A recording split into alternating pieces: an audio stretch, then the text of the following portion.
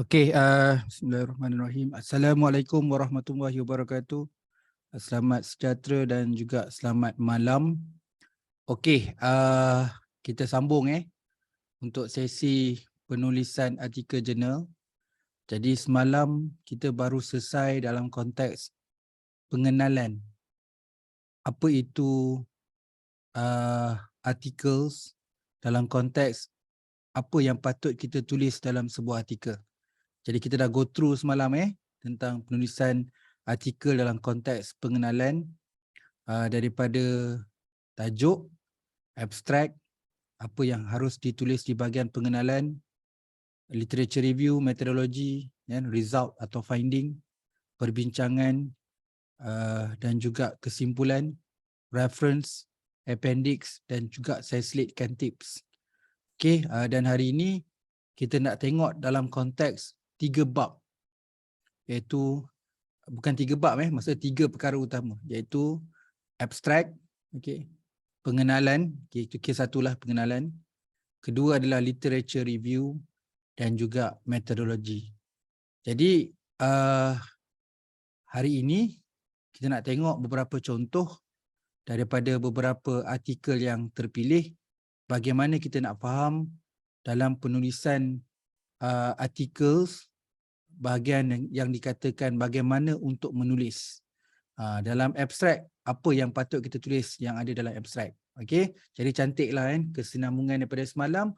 Hari ini kita akan tengok kepada menulis artikel jurnal daripada bahagian-bahagian awalan. Okey. Alright.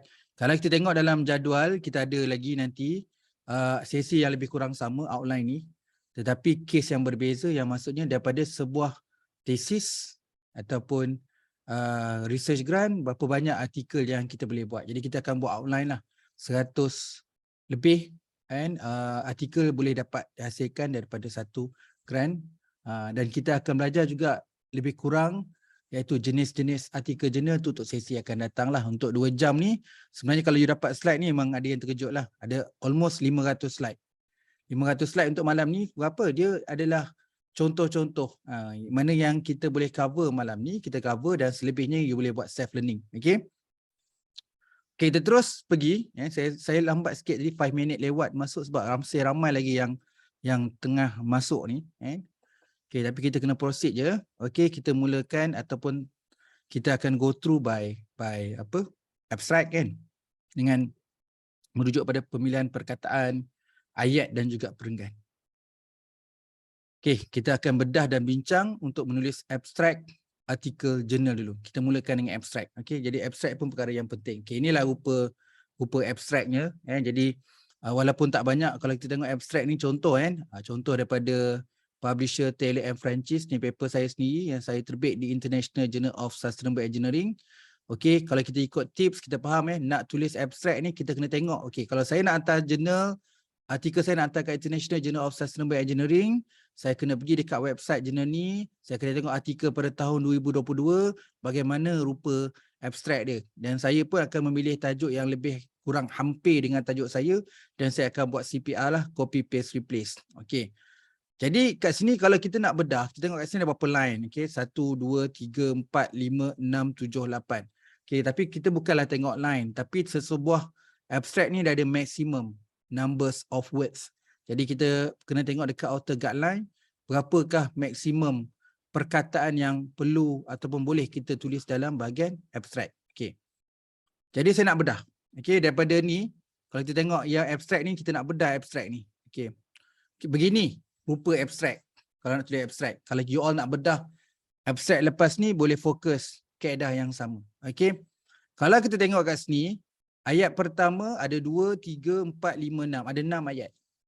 Ada 6 ayat yang diperlukan dalam menulis abstrak dengan bila kita nak hantar dekat jurnal tadilah, International Journal of Sustainable Engineering. So you all akan refer macam kita dah cover dah tips. Okay, kita dah tahu dah bahawa kita kena dapatkan jurnal terlebih dahulu sebelum kita buat artikel penuh. Okay, kalau kita dah hantar dekat jurnal ni, kita tengok abstrak. Oh, abstrak dia macam ni, dan kita pun dah bedah, dia perlukan 6 ayat. Jadi ayat pertama tu, the purpose of this study is to examine the critical success factor of sustainable manufacturing practice in Malaysia automotive industry. So apa tu? Dia start dengan tujuan dan objektif artikel ini. Jadi tak ada intro Maksud dia untuk hantar jurnal ni terus start dengan tujuan ataupun objektif. Okey. Kemudian line yang kedua, dia tulis the questionnaire was designed and distributed to 50 respondent. So beritahulah instrumen digunakan. Maksudnya kat sini terus masuk method lah. Dia dah sebut dia gunakan instrumen questionnaire. Okey, kemudian poin nombor 3, the pilot sample consists to 26 respondent from 50 questionnaire with average response rate 52. Maksudnya dia buat kajian hanya gunakan pilot study. Maksudnya okey, artikel ni bagus. Jurnal ni bagus. Dia boleh terima pilot study pun boleh submit kat jurnal ni. Okey. Kat sini beritahu daripada 50 dia submit, 26 dapat respon, iaitu 52%. Jadi poin nombor 1 dan nombor 2 ni, statement nombor 2 dan nombor 3, ayat yang kedua dan ketiga ni merujuk bahawa kita menceritakan teknik pengumpulan data. Dengan ada elemen kat sini adalah instrumen. Jadi kumpulan data daripada kajian rintis dan instrumen daripada soal sidik. Dan kita akan bagi peratus respon rate, jumlah sampel kajian. Okey, tengok poin 4, result.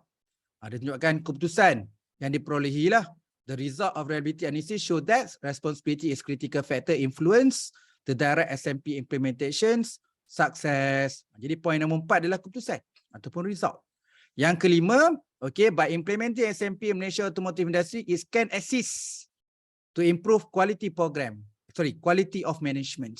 So itu menunjukkan kelebihan ataupun manfaat dapatan kajian ini. Lain yang terakhir, this recommend that the future research explore the influence SMP on sustainable in Malaysia automotive industry. Itulah cadangan untuk penyelidikan akan datang. Jadi apa yang diperlukan dalam satu abstrak ni? Yang pertama tujuan, yang kedua teknik pengumpulan data, ataupun kita boleh kata ceritalah apa metod dan analisis yang kita akan gunakan, kemudian result, kemudian contribution, kemudian cadangan. Begini menulis abstrak. Ini contoh satu. Okey. Kita bagi contoh dua. Okey. Yang ni masih lagi kat Taylor and Francis tapi Journal of Industry and Production Engineering. Okey, saya bagi contoh artikel saya. Yang you all ni saya nak bagikan satu teknik. Bila kita nak menulis abstrak, kita kena pergi dekat jurnal yang kita nak hantar tu, kita tengok abstrak dia dan kita bedah. Ni konsep bedah ni. So kat sini kalau nak angkat jurnal ni, contoh yang kedua ni, kalau nak hantar Journal of Industry Production Engineering ni, so kita buat yang sama. Okay, saya screenshot, nampak besar sikit.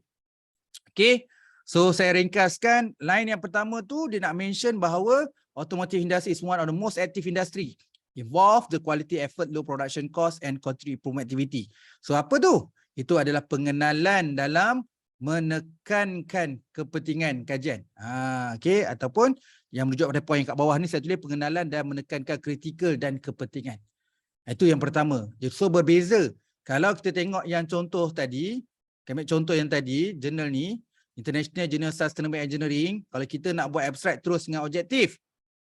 Tetapi ikut jurnal ni, boleh kita buat intro dulu. Jurnal Industrial Production Engineering, kita mulakan dengan pengenalan dalam menekankan kritikal dan kepentingan. Okay, poin yang kedua, today Lean Six Sigma integrate with strategic control system that has assist organization to achieve better organization improvement through the high level continuous improvement activity, better saving. So yang itu adalah tujuan artikel ni. Jadi yang poin kedua baru cerita tentang tujuan dan objektif. Okay. Kemudian poin 3, 4 dan 5 ni digunakan AHP methodology was developing tools for Lean Six Sigma performance. Okay, dengan menggunakan develops using a system based on Excel, case study. Okay, were prepared to validate the tool. So AHP, system based Excel dan juga case study for validate tools ni adalah part methodology. So methodology seperti mana saya tulis kat bawah tu, point nombor 3, 4 dan 5, statement 3, 4 dan 5 adalah teknik dan metodologi dengan menggunakan AHP, Excel based dan juga case study untuk buat validity. Okay, kemudian this tool was timely and suitable to determine organizational performance. Okey, yang ini adalah keputusan dapatan yang kajian yang perolehi lah. Okey, kemudian through this case study, able to identify strength and weaknesses, how to improve should be done. Yang itu adalah kelebihan dan manfaat, dapatan dan cadangan daripada kajian ini. Jadi kita boleh ringkaskan dalam contoh yang kedua ni, dia mulakan dengan pengenalan, Kemudian cerita tentang tujuan ataupun objektif. Yang ketiga, cerita tentang teknik ataupun metodologi. Kemudian ada result. Kemudian cerita kelebihan dan juga cadangan. Jadi kat sini nampak berbeza sikit lah dengan contoh tadi sebab yang ni boleh ada intro. Okey, kita tunjuk contoh yang lain. Contoh ni kan, ini adalah paper konsep. Tadi kalau yang ni full article, maksudnya ada method full study lah, dengan ada AHP, ada Excel based system dan juga digunakan case study. Kalau yang mula-mula dari contoh pilot study. Ini contoh buat abstract di jurnal itu dengan menggunakan pilot. Ini contoh kita nak hantar jurnal kat sini dengan gunakan real study. Ni contoh yang ketiga ni, ini adalah conceptual paper. Yang ni hantar kat International Journal of Business Excellence. Tadi dua tu daripada Taylor and Francis, yang ni daripada In The Science. Okay, untuk paper yang berbentuk konseptual, kita pun nak tengok abstract dia macam mana. Okay, nampak ni. Okay, the automotive industry is an important industry in manufacturing. Okay, jadi dimulakan yang pertama tu pengenalan.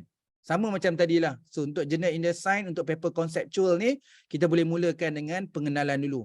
Poin yang kedua, to review the structure analysis of ISO 26000 and CSR performance. Iaitu adalah tujuan dan juga objektif artikel ni.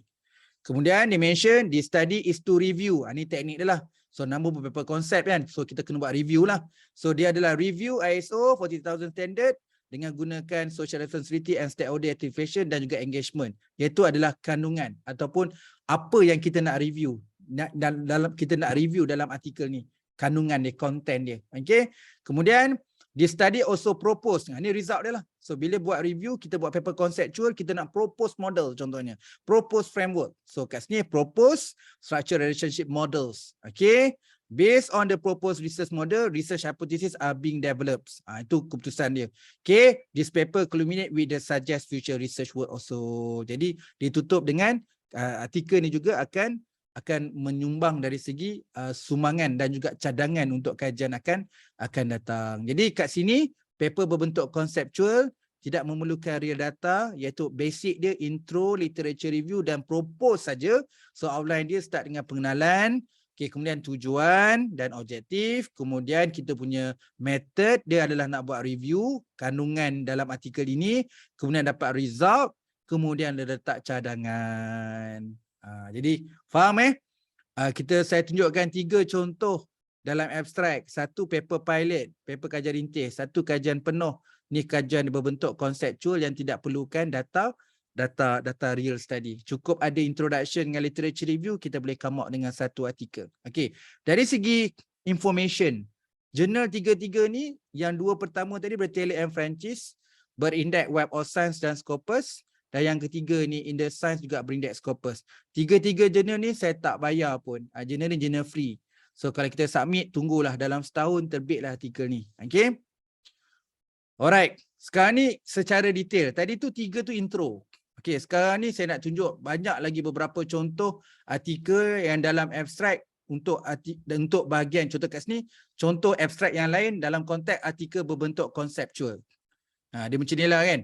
Paper ni. Ini 2 dalam 1 lah. Okay. Kita nak ambil contoh bagaimana penulisan abstrak bagi berbentuk paper konseptual. Tapi artikel ni tajuk dia design konseptual artikel. Maksudnya 2 dalam 1 lah. Kita nak tengok abstrak dalam penulisan artikel berbentuk konseptual dengan kita belajar sekali macam mana kita nak keluarkan artikel berbentuk konseptual. Kan? Ini contoh lah. Dia ada 4. Okay, dia cerita as a powerful means of theory building, conceptual article are increasingly. Jadi yang poin pertama, pengenalan. Pengenalan dalam menekankan kenapa topik ni kritikal, kenapa topik ni penting.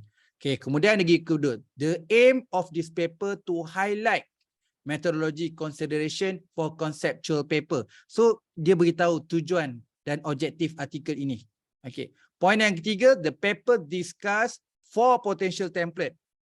So dapat hasilkan beberapa template lah. Teori berdasarkan teori sintesis, teori adaptation, typology and model. So itu adalah result dia, keputusan daripada artikel ni. Ni kan dia dapat propose templates. Okay, last kali yang warna gold tu, okay, dia kata support by illustrative example. This template codifies some the technical knowledge and underpin the design of the empirical will be used for anyone undertaking ataupun supervision or revival conceptual research. So dia bagi cadangan untuk penyelidikan dan practitioner akan datang. So kat sini ada 4 yang utama. Pertama dengan pengenalan, kemudian dia terus pada tujuan, kemudian keputusan dan cadangan. Okey, yang tadi yang contoh sebelum ni kita ada 5, dia tak ada 4, dia ada 5, ada 6. So dia ada cerita dengan method tapi kat sini dia tak cerita salah method. Okey, mungkin dekat tujuan tu dia selit sekali lah yang bahawa tujuan ni dengan buat paper review. So tujuan objektif ni selit sekali dengan review. Dia tidak secara jelas statement tu satu ayat untuk bahagian metodologi. Okey, ini contoh paper saya sendiri. Okey, ini masih lagi paper dalam bentuk konseptual. Okey. So kat sini saya ringkaskan sebab kita dah faham ya. Line yang pertama nak cerita pengenalan dan menekankan kritikal kepentingan. Line ayat pertama tu ada 3 intro 3 ayat. Maksudnya intro tu ada 3 ayat. Tapi yang point nombor 4, okey, ataupun statement nombor 4, warna merah tu adalah tujuannya. Dia study investigate relationship. Itu dia punya objektif. Kemudian the relationship propose the framework, itu adalah result dia. Okay, last kali itu further the result indicate that lean healthcare practice can assist excellence. So yang pertama tu dekat sumbangan, moreover supply chain innovation also give positive impact to the healthcare performance. So itu pun selit dengan cadangan untuk kajian akan datang. Jadi kalau sampai contoh yang 5 ni kan, kita boleh buat conclusion tau. Yang pertama tak semua jurnal boleh start dengan introduction. Untuk meng-highlightkan aspek tu kritikal dan juga ada kepentingan dia. Kena check, jurnal tu start dengan ada introduction atau tidak. Okey, tapi kita tahu semua jurnal mesti sebut tujuan dan objektif dia. Tujuan ataupun objektif kajian dia. Yang ketiga adalah baik untuk kita buat satu ayat untuk ceritakan metodologi, method dan analisis yang kita guna. Okey, kemudian yang keempat baru cerita tentang result. Okey, yang kelima boleh blend atau asingkan iaitu sumbangan dan cadangan. Jadi kita dah faham dengan 5 contoh abstrak ni pun kita dah tahu dah apa yang nak tulis dalam abstrak. Okey, alright. So sekarang ni kita nak pergi dekat bahagian lain pula. Okey, ni contoh artikel yang kalau kita nak buat jenis artikel dia berbentuk literature review. Tadi tu artikel berbentuk konsep, sekarang ni artikel berbentuk literature review. Kita ada lebih kurang 4 atau 5 jenis artikel jurnal. Yang pertama, artikel berbentuk penyelidikan. Ini based pada data collection yang kita kumpul sini. Dalam kes ni saya dah tunjuk 2 tadi. Yang artikel pilot saya dengan artikel yang real data tadi, yang pakai AHP, case study dan juga Excel. Itu adalah artikel berbentuk penyelidikan. Artikel yang kedua adalah berbentuk conceptual. Yang tadi tu, yang propose model, propose template, okay, intro, LR, propose je. Itu artikel berbentuk conceptual. Kemudian artikel yang kita akan buat kejap lagi adalah artikel berbentuk literature review. Literature review sepatutnya kena ada teknik lah. Macam SLR ke, bibliometric analysis ke, meta analysis. Itu namanya artikel berbentuk literature review. Okay, seterusnya artikel berbentuk general review. General review ni tak ada teknik. Tak ada teknik, tak perlu ada data analisis. Dia review tu paper general review. Yang terakhir adalah paper berbentuk short communication. Short communication biasanya adalah artikel tu tak banyak. Dia dalam 4 line lebih kurang macam tu. Okey? Tu basic lah. So kita continue. Okey, yang ni untuk artikel berbentuk review. Daripada artikel ni. Ni satu paper review lah. Okey, alright. Jadi ni abstract dia. So kita pun try nak bedah. So yang pertama, this study bring attention of determines 21st century skill and 20th century digital skill.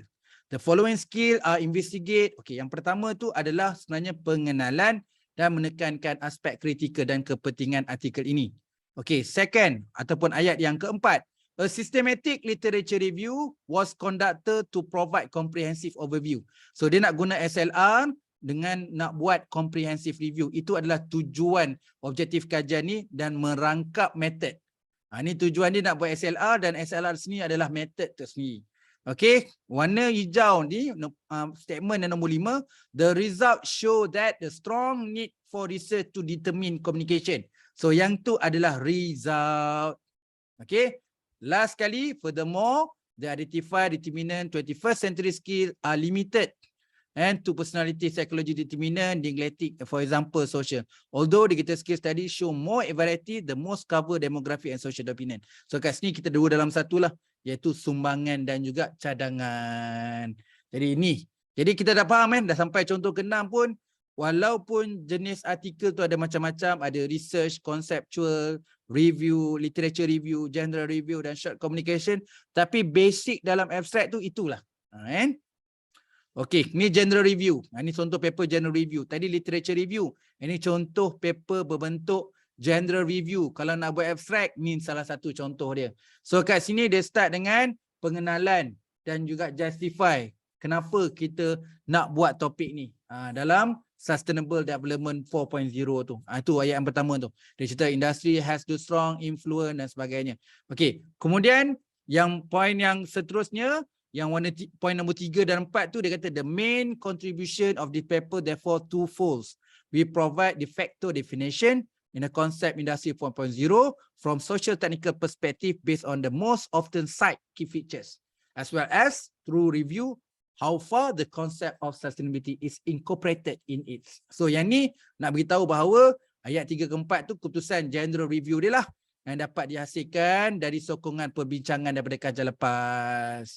Nampak ni? Ni saya highlight satu lagi. Dalam perenggan ni, kalau tengok topik dia adalah berkaitan dengan industri 4.0, dekat abstract tu berapa kali dia sebut industri 4.0? 1, 2, 3. Maksud 3 kali dia sebut tentang industri 4.0 supaya abstract ni match dengan tajuk. Kan? Okay, ni sama lagi contoh. Ni katakan kalau pendek lah. Kalau jurnal ni, pendeknya abstract. Maksudnya, kita kena double check lah. Betul ke jurnal ni? Kita kena tengok yang terbaru. Ini 2017 kan. Kita kena tengok 2022. Betul tak jurnal ni? Okay, boleh menerima abstract dengan 4 line je macam ni. Okay, macam ni kan. This paper examining the link between university and entrepreneurship. Two objective. Okay, the paper find 3 density. So, itulah dapatan dia dapat. Iaitu influence entrepreneurship, iaitu teknologi transfer, teknologi spillover dan entrepreneurship capital. So ada 2 saja. Yang pertama adalah objektif, yang kedua adalah result. Okay. Alright. Ini contoh abstract untuk short communication. Ini untuk short communication lah. So short communication ada 5 kat sini. Yang pertama, pengenalan. Kemudian poin yang kedua, dia highlight tentang objektif dia. Poin yang ketiga, dia punya objektif. Yang keempat adalah result. Yang kelima adalah cadangan dan juga dia relate sekali tu, sumbangan dan juga cadangan untuk kajian akan datang. Okey, jadi faham kat sini bila orang tanya adakah perbezaan penulisan abstract untuk artikel, research artikel, literature review, conceptual, general review dengan short communication. As the basic tak terlalu banyak basic. Tak terlalu banyak perbezaan. Okay, perbezaan yang ketara adalah ada artikel yang boleh mulakan dengan pengenalan. Kalau artikel berbentuk general review, short communication, macam ni lah short communication, general review, conceptual, literature, banyak yang boleh terima tentang pengenalan. Tapi kebanyakan research berbentuk research artikel ni lebih kepada start terus pada objektif. Okay, jadi dari kalau walaupun paper review, paper general review, paper literature review, paper conceptual ni tidak menggunakan analisis ataupun real data, tetap dalam penulisan artikel dia kena tunjuk result. Kalau you buat review pun mesti ada result. You buat apa pun mesti ada result. Jadi dalam abstract perlu tunjukkan apakah dapatan daripada artikel ni yang kita tulis ni. Okay. Alright. Ini contoh-contoh lain nanti boleh tengok lah kan. Sekarang kita pergi pada bahagian pengenalan. Bedah dan bincang untuk menulis pengenalan artikel. Maksudnya dekat lepas abstract, introduction lah. Dalam artikel dekat bahagian introduction. Okay. Saya ambil beberapa contoh kan. Mungkin kalau nak habiskan 500 slide ni tak mampulah. Saya ambil masa lama sikit tadi untuk abstract supaya nak beritahu cara bedah dalam slide ini begitu. Kita kena bedah abstract, kita kena bedah dekat pengenalan. Baru kita tahu kan, kalau kita bincang outline, kita tahu outline tu dalam penulisan artikel tu adalah first sentence nak buat apa, ataupun first paragraph dalam pengenalan nak tulis apa, second paragraph dalam bahagian pengenalan tu apa.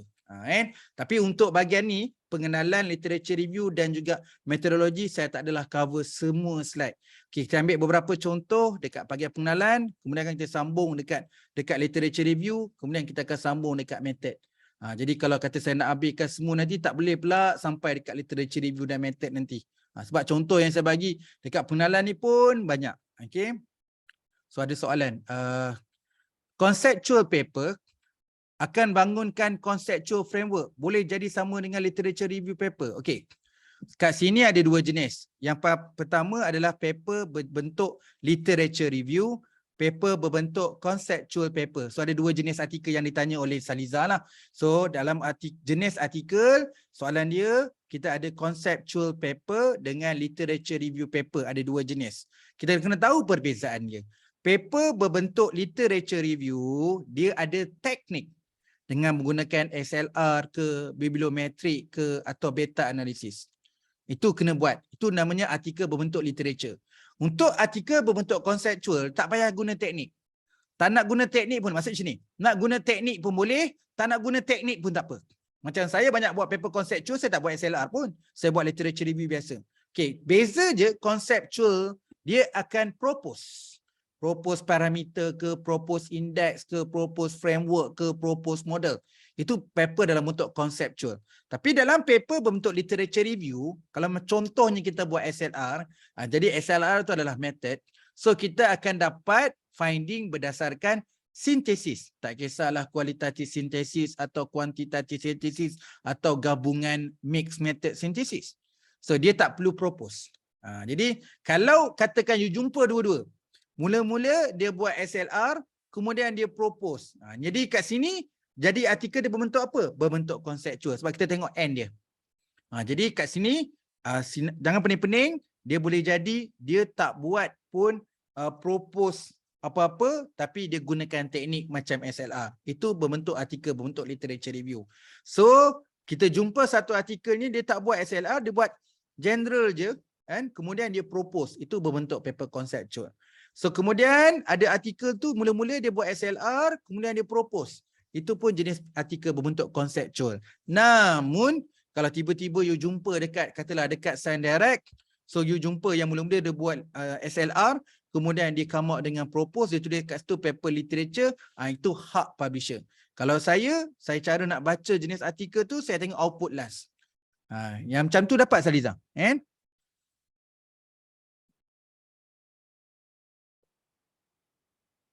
Okay, kalau ada soalan lain-lain boleh tanya juga. Alright, kita masuk dekat bahagian pengenalan. Kalau kita tengok dekat Emerald, Emerald memang dah susun abstrak macam ni. Dah susun abstrak macam ni. Sekarang nak tunjuk lah, kita nak cerita abstrak lah. Abstrak dah habis lah. Kita nak masuk pengenalan. Okay. Kadang-kadang just nak tunjuk lah. Tadi tak dapat tunjuk lagi contoh artikel daripada Emerald kan. Emerald memang format dia macam ni. So kalau you all plan nak hantar dekat Emerald, memang abstrak dia memang macam ni. Purpose, design, method, approach, finding, originality, keyword. Dia dekat situ kan. Kat bawah ni paper type, research paper. Maksudnya kalau research paper ni ada finding lah. Maksudnya dia data, ada collection data, kemudian ada analisis, kemudian dapat result. Okay, kita nak pergi kepada artikel. Saya ambil yang ni untuk ni lah kan. Kita nak bincang pengenalan. Okay, kita nak bincang pengenalan daripada artikel ni, mapping terrorist group using network analysis in Egypt case study. Okay.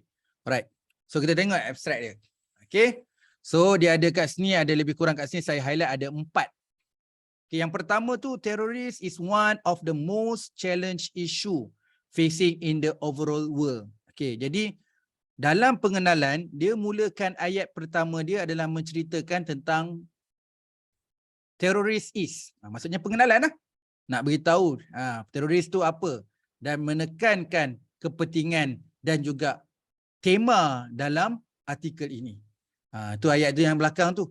Due to the increased advancements, information communication technology, international terrorism become more and more complex phenomenons. Itu ayat yang pertama dalam pengenalan. Yang tu yang kita nak bincang malam ni. Bila disebut nanti macam mana nak tulis artikel, bila disebut outline, bukan outline semata-mata. Kalau outline artikel, tak payah pergi khusus pun tak apa. Intro, LR, method, analysis, discussion, conclusion. Tapi kat sini kita nak bedah.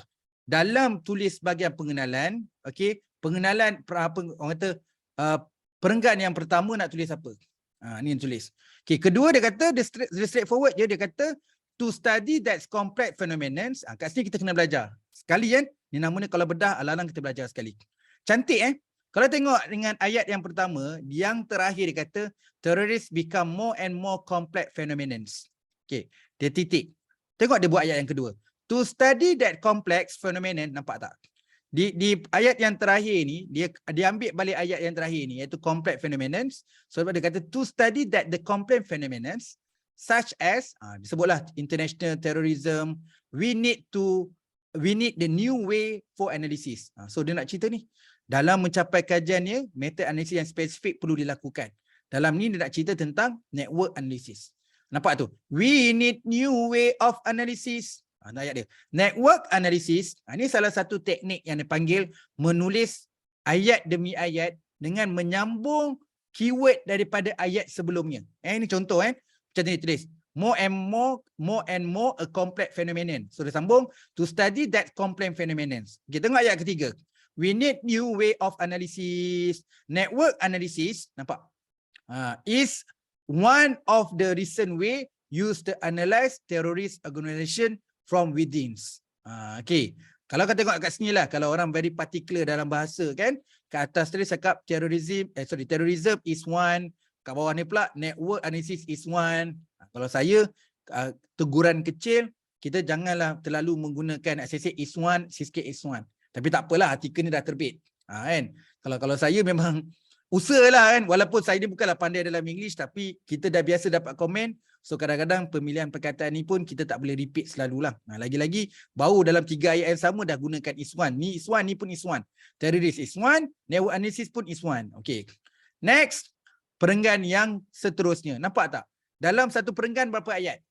Ada 1, ada 2, ada 3 je. Dalam kes ni, perenggan pertama ada 3 ayat je. Itu kita kena belajar, orang Malaysia kena belajar ni. Kalau nak hantar dekat Emerald, tengok satu perenggan ada 3 ayat je. Kita kena take note kan. Kemudian dia sambung, network analysis enable research to understand internal structure of the terrorist organization. Bla bla bla lah kan. Hence, network analysis has been used in counter-terrorism research as well. Okey, yang point nombor 3 dan 4 ni nak beritahulah kelebihan menggunakan network analysis ni dalam menyelesaikan objektif dan juga masalah kajian ini. Nampak? 2 perenggan ditulis. Kalau kita ambil 2 perenggan ini, di bahagian pengenalan ini, dia mulakan dengan perenggan dia cerita terorisme tu apa. Kemudian dia katalah, okey sekarang ni dah become kompleks dan kita kena ada cara analisis yang baru. So kita boleh gunakan network analysis. Okey. Jadi kat bawah perenggan bawah tu disambung lagi kelebihan menggunakan network analysis ni. Right. Sambung. Okey, dia pergi perenggan yang ketiga. Ni masih artikel yang sama Okey, kita kena belajar. Nampak tak yang kat sini? Ini yang saya katakan, ada yang tanya soalan hari tu. Saya tak ingat hari apa, minggu lepas ke orang tanya soalan. So, kenapa saya hantar artikel kena reject dan sebagainya? Kadang-kadang kita tak tengok kualiti ataupun pattern gaya penulisan dekat jurnal tu. Kat sini dah menjelas. Nampak ni, 4 perenggan ni.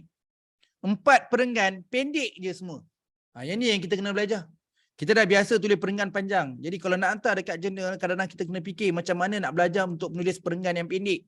Okey, yang ni. However, a few numbers of study use network analysis is mapping different terrorist group together. This is because of scarcity of data about relationship between different terrorist group on one hand, and because there are also very few study would tend to classify terrorist group on other hands. Okay, apa kat sini? Yang pertama dia guna however ni. Kalau however ni memang sedap kalau kita nak baca. So dia nak menjelaskan keadaan kajian lepas.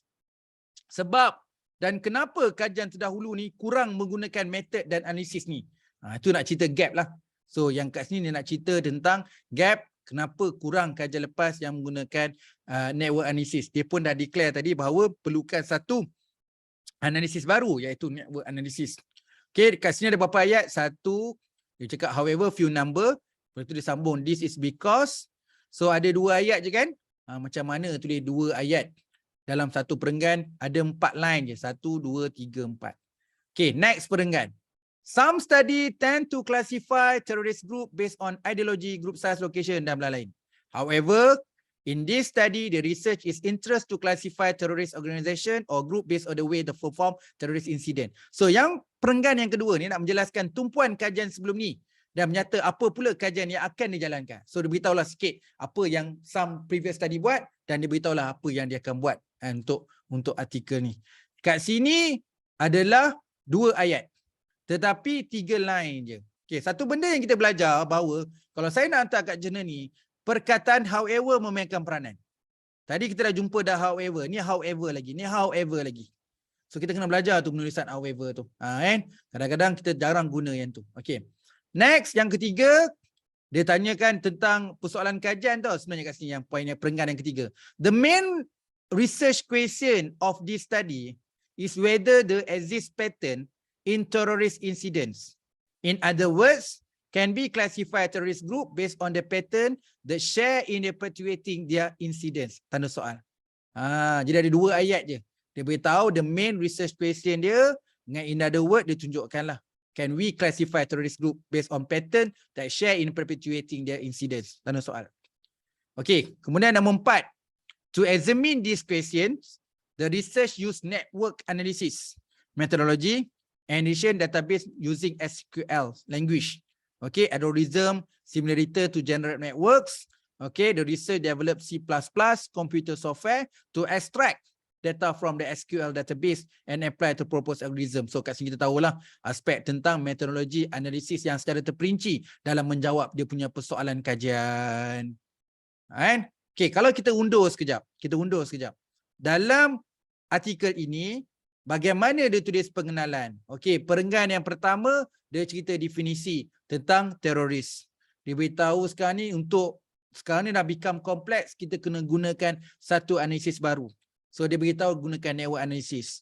Perenggan yang kedua, dia cerita apa lagi kelebihan guna network analysis. Perenggan yang ketiga, dia cerita tentang kajian lepas dan apa gap dalam yang kita boleh fokuskan. Kemudian poin nombor 2, dia beritahu yang pertama tu dia cerita kajian lepas, apa metod yang analisis yang diguna. Okey, perenggan yang keempat dia beritahu tentang menjelaskan tumpuan kajian sebelum ni dan apa yang boleh kita laksanakan sekarang. Okey, yang poin perenggan yang kelima, perenggan apa ni? 1 2 3 4 5 dia cerita tentang dia punya research question. Dan juga persoalan kajian dia. So yang seterusnya yang keenam dia beritahu tentang metodologi dan analisis yang boleh digunakan dalam metod dan analisis digunakan dalam artikel ni. Okey, nampak tak? Ni maksudnya dia buat berapa perenggan? 1 2 3 4 5 6. So untuk kajian ni okey, mapping terrorist group using network analysis Egypt case study ni, untuk tulis pengenalan dia menulis 6 perenggan untuk pengenalan. Dia kena belajar tu. Oh, rupanya bukan satu muka surat.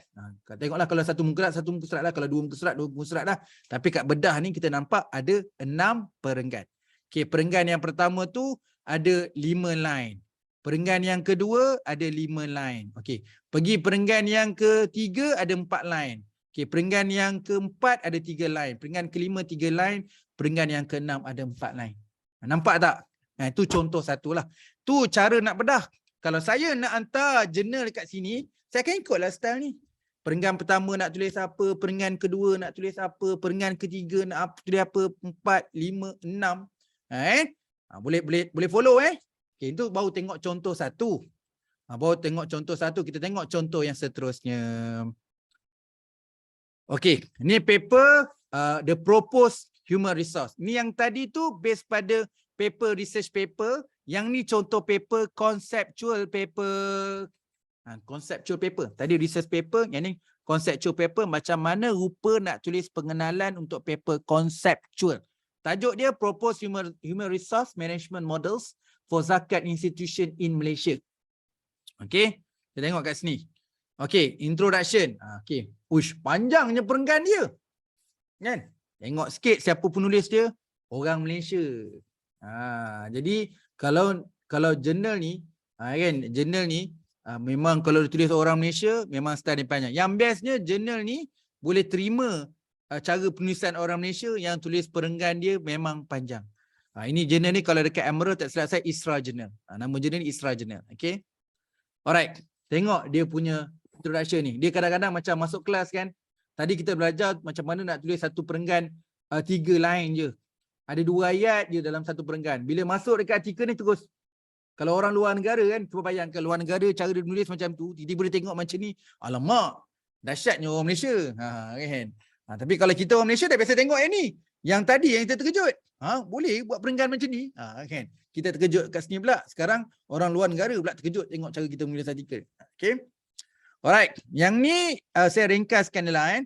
Untuk poin nombor 1, poin nombor 2 dengan statement nombor 3 tu, yang saya highlight warna pink tu adalah pengenalan dan definisi topik utama dan menjelaskan kepentingan amalan HRM kepada organisasi. Okey. Kemudian ayat yang keempat tu, zakat institution manager religious obligatory to arm with the ambit the syariah tu, Islamic law tu, and social finance tu nak cakap tentang menjelaskan peranan zakat dan diharapkan boleh terus memantapkan aktiviti dalam pengurusan.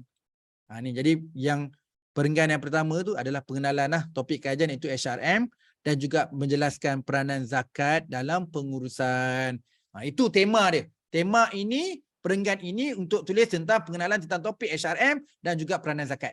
Okey. Perenggan kedua dia. Perenggan yang kedua pun panjang. Ada 4 theme atau 4 perkara dalam perenggan ini. Dimulakan dengan menjelaskan perbincangan topik serta menjelaskan kelompongan literature yang berkaitan dengan zakat. Especially kaitan dengan HR dengan zakat lah. Okay. Kemudian untuk yang seterusnya, dia nak nyatakan elemen dimensi dalam HRM.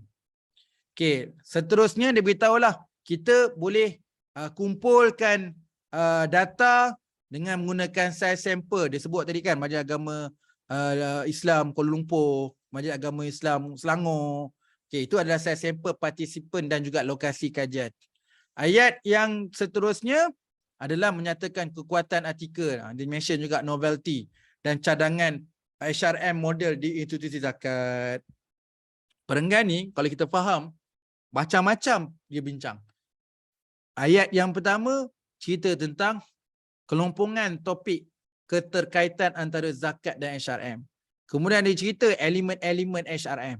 Kemudian dia cerita tentang dia gunakan semi-structured interview dengan beberapa partisipan daripada Majlis Agama Islam Kuala Lumpur dan Selangor. Kemudian yang ayat yang terakhir dia menyatakan kekuatan artikelnya, ada novelty dia dengan dia nak cadangkan keterkaitan iaitu framework atau model dalam HRM model di institusi zakat. Tengok perenggan ni. Jadi kalau tengok sini berapa line tu? 1, 2, 3, 4, 5, 6, 7, 8, 9, 10, 11, 12, 13, 14. 14 line untuk satu perenggan. Kita memang kaya lah. Saya boleh katakan lah. Bukanlah saya nak mengejek. Tidak kan. Kadang-kadang saya nak tunjuk pada diri saya juga. Kadang-kadang saya pun menulis cara macam ni. Tapi kalau saya plan nak hantar jurnal, yang jurnal tu cara penulisan dia memang perenggan pendek dan saya kena ubah cara penulisan saya.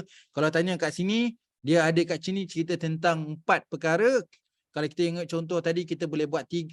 Kita tulis satu perenggan. Tapi orang barat mungkin buat 3 perenggan untuk perkara kat sini. Kan? Okey, kemudian the reminder of this paper to structure the follow. The second section explain. Okey, saya suka cara ni. Memang cara yang terbaik, kita kena tutup bahagian pengenalan kita dengan bagi tahu apakah konten dalam artikel kita. Saya suka macam ni. Dia memang sebaiknya kalau you all tulis artikel, perenggan yang terakhir dalam bahagian pengenalan sebelum masuk dekat literature review kena tulis macam ni. The reminder of this paper is structured as follow. The second section explain the typical component. The third section provide a review. The fourth section present the proposed HRM model. Last section conclude the paper. Okay, yang ni kita jadikan ni sebagai format perkara yang patut kita tulis di bahagian ataupun perenggan yang terakhir. Okey, kita tengok sekali.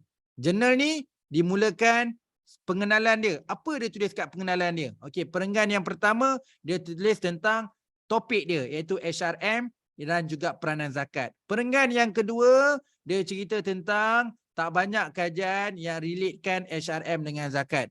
Kemudian dia cerita elemen HRM.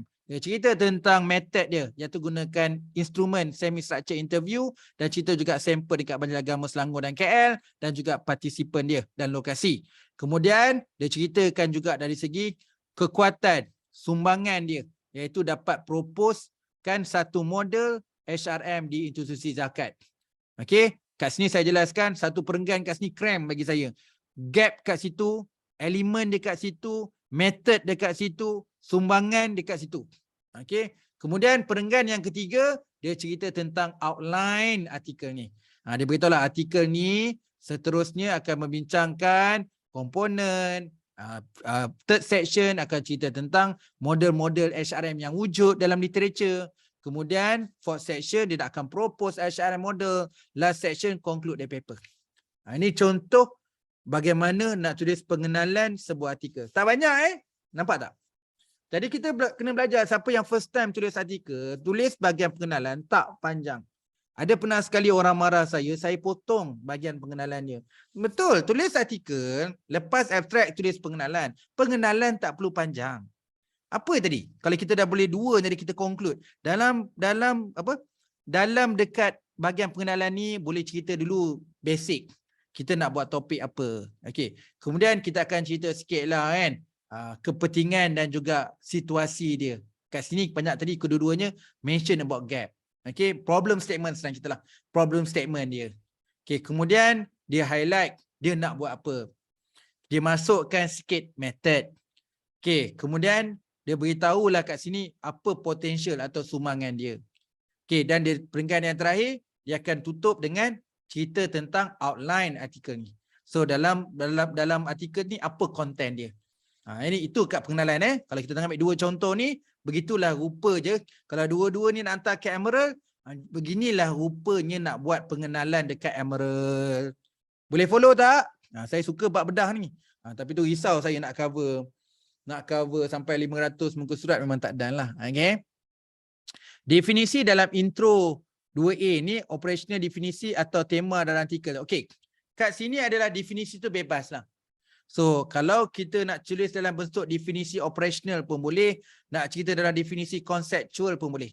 Cuma saya advise kat sini, kalau cerita definisi konseptual, nanti you hanyut dengan penjelasan dekat definisi. Sebab pengenalan ni very short. Kalau tanya saya, boleh tak saya nak cerita macam tadi? Terrorist is, network analysis is a one. Jadi, boleh cerita dalam konsep satu definisi yang mudah dan straightforward lah. Juga boleh dipanggil sebagai operational definition lah. Lebih tepat artikel lebih longgar. Kalau kita dalam tesis kita sebut operational definition, tapi untuk artikel ni kita panggil definition je. Kan terkejut pula kan. Tulis artikel kena letakkan definition operation dalam bahagian pengenalan. Jarang. Kata-kata kalau bersesuaian tak letak definisi pun tak apa. Nak letak definisi pun okey. Tapi make sure definisi tu tak kompleks lah. Bukan cerita orang ni kata apa, Sulaiman pula kata definisi ni apa, Yaakob pun kata, tu dah pelik dah. Bahagian pengenalan nak cerita tentang conceptual definition pula. Kan? Alright. Kita sambung yang ni. Ini contoh. Ini satu artikel yang berbentuk review. Jadi kita dah tengok dah berapa contoh tadi. Contoh buat pengenalan. Contoh research paper dah. Paper dalam bentuk conceptual dah. So kita tengok sekarang ni yang ketiga ni bagaimana nak tulis pengenalan bagi paper jenis general review. Okay. Ni. Perenggan pertama. Dia kata a generation ago few thought that university, kadang-kadang saya kata, kalau saya ni memang kalau jumpa ayat yang best atau perenggan yang best, saya catat lah. Sebab tu saya lainkan warna biru tu. A generation ago few thought that, sebab saya kata, sedap ayat ni. Saya pun tak pernah guna ni. Boleh kot try guna ayat ni. Kan? So, untuk perenggan yang pertama tu, dia nak cerita tentang pengenalan, menekankan keperluan, peranan dan kepentingan topik entrepreneurship and universities. Minta maaf kat bawah tu macam typo sikit aja entrepreneurship. Itu perenggan pertama. Normal orang lain pun kebanyakan orang tulis first perenggan dia dalam penulisan, bahagian pengenalan, first perenggan ni basically cuma cerita pengenalan lah. Topik ni kenapa penting, kenapa keperluan, dia nak kaitkan pengenalan ni dengan apa yang dia nak kaji. Okey. Perenggan yang kedua. But time change. Lagi sekali ayat dia macam best. Okay. The past quarter century has been the evolution of the university. Okay, yang point yang pertama atau ayat yang pertama tu nak cakap justify. Kenapa universiti kena melalui evolusi, melakukan perubahan dan juga perkembangan. Dalam topik ni entrepreneur lah. Sejauh mana universiti harus berkembang dengannya perkembangan yang berlaku dalam keusahawanan. Contohlah macam orang. Okay. Kemudian Ayat seterusnya, large and detailed literature emerge identify the important contribution that university can play through technology transfer in generating innovative activities. So dia beritahu, dia nak menjelaskan penemuan kajian literatur yang berkaitan dengan tema kajian. So dia nak beritahu bahawa sangat perlu ada literature untuk membincangkan perkara ini. Okay. Kemudian the purpose of this paper, ni dia punya finding dia lah. The purpose of this paper is to suggest. Itulah result yang dia dapat lah kan. However, that technology transfer is the only part of the story. In fact, there are two other key ways that university influence entrepreneurship, iaitu knowledge spillover entrepreneurship and entrepreneurship capital. Dia memang cerita 3 benda. Cuma terlalu banyak orang cerita tentang berkaitan dengan technology transfer. Okay, tetapi kita kadang terlepas pandang juga untuk knowledge spillover, entrepreneurship and entrepreneurship capital. So 3 tu je variable dia. So dia nak cerita yang tu. Okay. Alright. In the following section, dia ceritalah, nampak tak?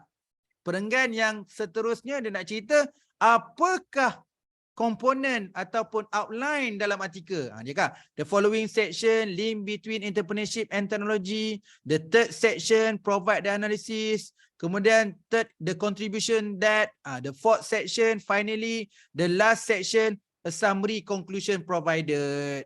Okay, dekat sini kita dapat ilmu baru. Kita ingat dah titik dah. Kalau tengok artikel tadi, dia tutup dengan perenggan terakhir dalam bahagian pengenalan adalah cerita tentang outline dalam artikel ni.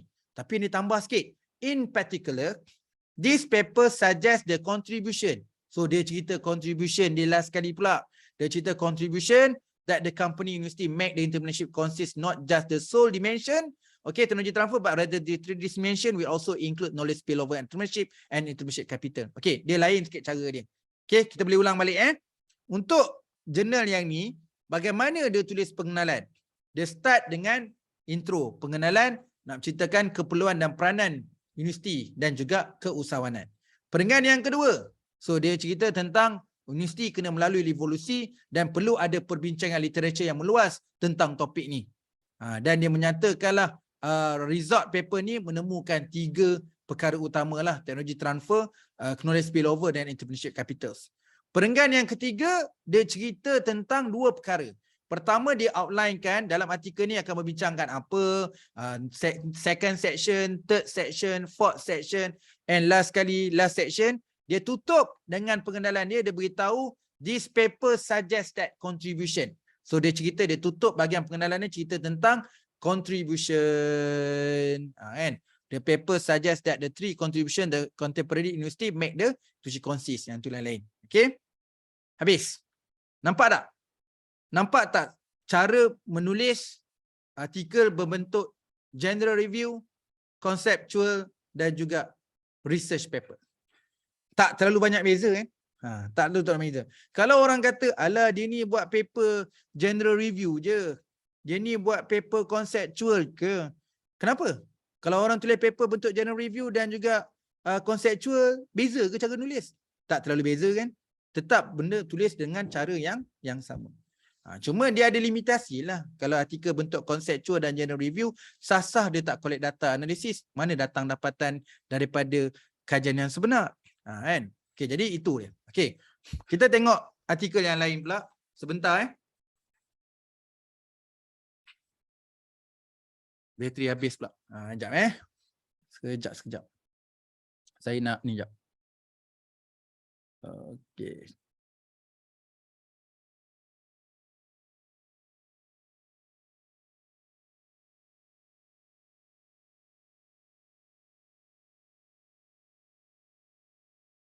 Okay. Sorry saya besarkan balik slide. Kalau ada soalan boleh terus tanya soalan. Okay. Soalan. Kalau nak tanyalah setakat ni saya rasa tak ada soalan. Tapi faham dia punya niat saya nak kongsi malam ni adalah macam mana saya nak tunjukkan bahawa you all kalau selepas ni nak tulis artikel, kena faham, kita kena pergi kat jurnal tu. Okay, kita kena dapatkan yang terbaru, artikel yang terbaru yang lebih kurang dengan apa yang kita nak buat. So kita start nak tulis kita punya artikel. Tengok macam mana nak buat abstract. Tip saya pakai CPR, copy je dia punya abstract, jadikan abstract kita. Cuma nak masukkan kita punya content. Tapi kita dah bedah tadi. Ayat pertama nak tulis apa? Ayat kedua nak tulis apa? Ayat ketiga, ayat keempat, ayat kelima. Kalau perlu ayat keenam. Dah selesai dah dekat abstrak. Kemudian pergi kat pengenalan. So kat pengenalan kita tengok tadi macam mana orang tulis satu perenggan. Ada yang tulis, saya sangat suka cara yang Emerald tadi. Biar perenggan tu pendek tapi tak payah campur. Perenggan ni motif je. Perenggan ni nak cerita gap. Perenggan ni nak cerita objektif. Perenggan ni nak cerita method. Perenggan ni nak cerita section. Perenggan ni nak cerita contribution. Saya lebih tertarik dengan cara penulisan menggunakan perenggan secara pendek supaya kita tahu dekat bahagian pengenalan ni apa dia. Tapi kita boleh juga benarkan cara penulisan yang panjang, kan? Jadi tak ada masalah. Okay? Alright. So banyak lagi artikel-artikel kalau saya nak kongsi dengan pengenalan jadi banyak lah pula, kan? Jadi kita skip lah. Kita maksudnya buat self learning, yang lain-lain ni buat self learning pula, tengok pula. Dalam ni ada banyak lagi contoh-contoh pengenalan yang saya bagi. Ni contoh dia, kan? Okay, ni ada pengenalan dia. Nanti awak tengok lah. Ni pun sama. Nanti you tengok. Nanti boleh tengok. Kita dah faham dah beberapa contoh dalam pengenalan. Okay. Ini pun sama. Kan? Okay. Yang ni pun sama. Ni contoh saya sendiri. Okay, saya lah, kan. Orang kata kan. Dan saya pun learning process lah. Tak adalah kata saya ni buat sesuatu tu dahsyat dan sebagainya. Okay. Saya tengok cara pula saya menulis. Okay. Tapi cara yang saya tulis pun saya dah improve. Ni paper bila ni? 2018 tak silap ke 2016. Okay. Alright, ni saya tulis. Saya tulis cara orang Malaysia lah. Ambil tengah-tengah lah. Tak panjang, tak pendek sangat. Okey, saya ada 1, 2, 3, 4, 5, 6. 6 line untuk first perenggan saya. So, yang pertama saya nak beritahu adalah based on National Automotive Policy objective, the automotive organisation are required to make certain change the management system on the maintenance system. Okey, saya awal-awal lagi memang dah beritahu dah. So memang apa-apa development tentang otomotif memang kena refer dekat National Automotive Policy. So yang kedua saya kata furthermore based on NAP, Proton has to set outline of core the value the organisation such as quality, customer focus, innovation, teamwork, speed, caring and honesty. Jadi kat sini memang perenggan pertama ni memang jelas saya nak cerita tentang pengenalan, pentingnya iaitu kritikalnya berkaitan otomotif industri tu berdasarnya ataupun kita kena rujuk National Automotive Policy. Dia kena tahulah topik ni selari dengan National Automotive Policy. This is the first perenggan. Perenggan introduction nak beritahu kalau nak buat apa-apa, konteks ni untuk buat pembangunan dalam kes ni management system kena selari dengan National Automotive Policy. Okay. Perenggan yang kedua. Based on the situational faced by automotive industry, so masuk topik lah. So ayat nombor 1, 2, 3 ni saya nak membincangkan tentang situasi semasa industri otomotif. So saya nak terapkan bahawa total proactive maintenance berkelebihan dalam bantu untuk menyelesaikan pengeluaran, persekitaran dan juga prestasi. Dalam kajian ni menggunakan adalah innovation performance dan juga Kaizen event. Okey, ada 3 variable iaitu total proactive maintenance, Kaizen event dan juga innovation performance. Jadi perenggan ni jelas. Okey, nak beritahu bahawa situasi otomotif sekarang, okey, berhadapi cabaran yang ini. Justru itu kajian ini akan fokus pada 3 praktis iaitu TPM, innovation performance dan Kaizen event. Itu perenggan yang kedua. 1, 2, 3, 4, 5. Okey. Perenggan yang ketiga panjang sikit. Dia ada 6, 7 line kat sini. So saya start cerita definisi saya. Bila dah sebut tadi TPM, innovation performance dengan Kaizen event, perenggan seterusnya nak cerita detail sikit lah 3 tu. Dimulakan cerita tentang TPM ni, unique, Japan, a philosophy, based on the Toyota production system, TPM ni apa. So ceritalah apa tu definisi TPM, konsep dan kelebihan kalau organisasi melaksanakan TPM. Ni perenggan yang ketiga. Okay, ada perenggan yang keempat. The some previous study relate TPM. Saya ceritalah sebab kajian ada 3 kan. Saya beritahu kajian macam mana kajian yang ada TPM, Kaizen event dan IP tu saling berkaitan antara satu sama lain dan juga kemudian saya nyatakan kelompongan. Cerita juga kelompongan iaitu gap dia kat sini. Okey. Kemungkinan menyatakan kelompongan serta kepentingan kepada industri otomotif. Dan line yang kesekali yang perenggan seterusnya, therefore the aim of this study to determine relationship between. So saya ada satu perenggan pendek di bawah hanya nak sebut tentang objektif kajian. Okey, saya ada berapa perenggan dah sekarang ni? 1, 2, 3, 4 dan 5. Okey. Alright, saya menggunakan 5 perenggan untuk tulis bahagian pengenalan. Tapi kalau saya boleh undur waktu, saya rasa saya tertinggal lagi beberapa perkara. Iaitu saya tak cerita tentang outline dalam saya punya penulisan dalam artikel ni. Saya kena at least kita kena beritahu expected contribution juga. Itu mistake lah. Kalau nak kritik saya, kritik lah. Tapi cara penulisan saya adalah gunakan 5 perenggan. Kalau saya mulakan ceritakan pengenalan, beritahu topik ni, kepentingan dalam otomotif kena tally, align dengan National Automotive Policy. Kemudian, pentingnya dalam situasi otomotif sekarang, kena melibatkan 3 elemen ni. Iaitu TPM, Innovation dan juga Kaizen. Okey, kemudian saya cerita tentang definisi, konsep dan kelebihan jika laksanakan TPM. Kemudian saya cerita tentang konteks literature yang merelatekan ketiga-tiga ni dan saya tutup dengan saya punya bab pengenalan ni dengan objektif. Jadi kalau tanya saya ada kekurangan, ada. Kalau kita compare tadilah. Tu sebenarnya tu saya kata bila cara saya berfikir ketika itu begini. Kenapa saya tulis begini? Sebab saya tengok dekat Emerald, dekat jurnal tu dia lebih kurang macam ni cara dia menulis. Tak boleh nak salahkan saya 100% lah. Ketika itu, waktu itu cara saya menulis pada tahun itu begini caranya. Mungkin di jurnal yang sama untuk tahun 2022 mungkin ada sedikit perubahan dan saya kena melakukan perubahan ikut style dia nak hantar di situ pada tahun semasa. Jadi kat sini conclusion dia saya perlukan 5 perenggan untuk cerita dalam bahagian introduction. Okey, selesai pengenalan boleh tak kita masuk dekat literature review? Okey, tapi saya nak ceritakan apa yang ada dalam set slide ni. Okey, saya ada juga menyediakan nama dia pengenalan dalam tulis pengenalan ada perenggan pilihan. Macam tadi saya tunjukkan semua artikel ni kalau ada 5 perenggan, saya tunjuk 5 perenggan dalam bab pengenalan. Tapi next slide ni saya cuma ambil satu je perenggan dalam pengenalan dia. Ni konsep faham Tadi saya ambil beberapa contoh bagaimana tulis pengenalan. Kalau dia pakai 5 perenggan, saya tunjuk 5 perenggan tu. Kalau dia ada 6 perenggan, 6 perenggan saya tunjuk. Yang ni perenggan pilihan. Contohnya paper Conceptual Framework of STEM based on the Japanese Subject Principle ni, dia nak tulis pengenalan ni, saya minat dekat perenggan ni. Ini nama dia, bagaimana nak tulis pengenalan kalau tema dia report and guidebook. Ni kalau kita plan nak kaitkan report dengan guidebook dalam you punya penulisan pengenalan, ini contoh dia. Okay, next. Paper jika you nak buat satu pengenalan dengan memasukkan elemen contoh dan kelebihan. Ini contoh nak buat nak tulis satu perenggan dalam pengenalan, tema dia contoh dan kelebihan. Ni contoh artikel ni bagaimana kita nak tulis di bahagian pengenalan untuk menunjukkan bahawa penumpuan topik. Okay, next. Untuk artikel ni, bagaimana nak tulis bahagian pengenalan untuk gambarkan kepentingan dan tindakan. Ini cara dia. Okay, next. Bagaimana nak tulis pengenalan untuk menggambarkan kesimpulan.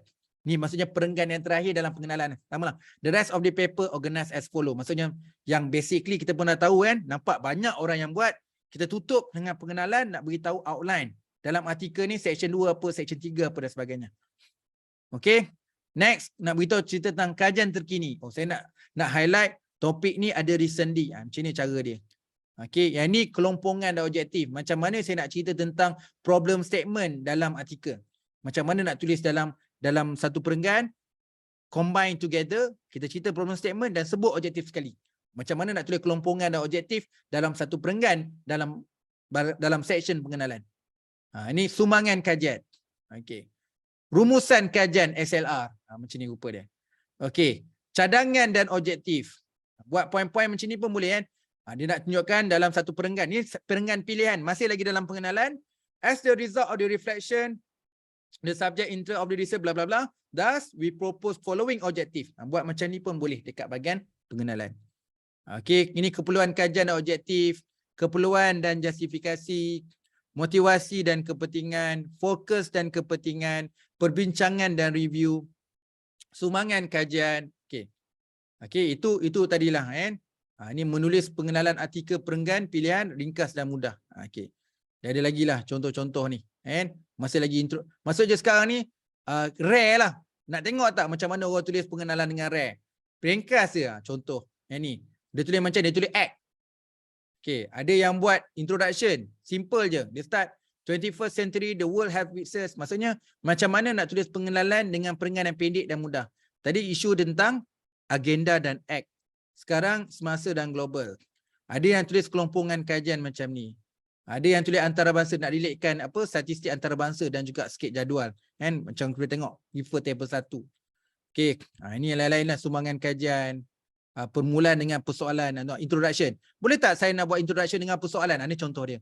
What's the main factor drive to rapid growth in the firm size? Okey. Boleh tak kita nak buat satu perenggan yang pendek macam ni, nampak ni. Satu perenggan yang pendek-pendek je. Kat sini nampak ni kita tulis satu perenggan, tapi yang ni tulis 4 perenggan. Ini contoh macam mana nak tulis dekat bahagian penalan. Contoh lain, tadi saya dah tunjuk satu dah kan. Ini nampak ni. On the backdrop, ni 3 line. Satu ayat, satu perenggan.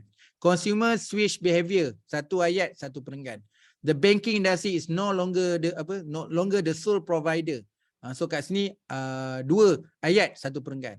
The study therefore aim, satu perenggan untuk satu ayat. Ini contoh. Kalau nak keep belajar macam mana nak tulis satu perenggan pendek, ini contoh lain. Ada banyak lagi kan. Menggambarkan baru dan tema, jadual, okey, kesimpulan, rumusan objektif, kekuatan topik. Okey, selesai dah pengenalan. Minta maaf tak boleh cover semua sebab saya nak masuk literature dah. Dah almost 9 suku dah kena masuk literature review. Okey, sekarang ni kita dah faham macam mana nak tulis pengenalan. Sekarang nak tulis yang seterusnya adalah literature review. Okey.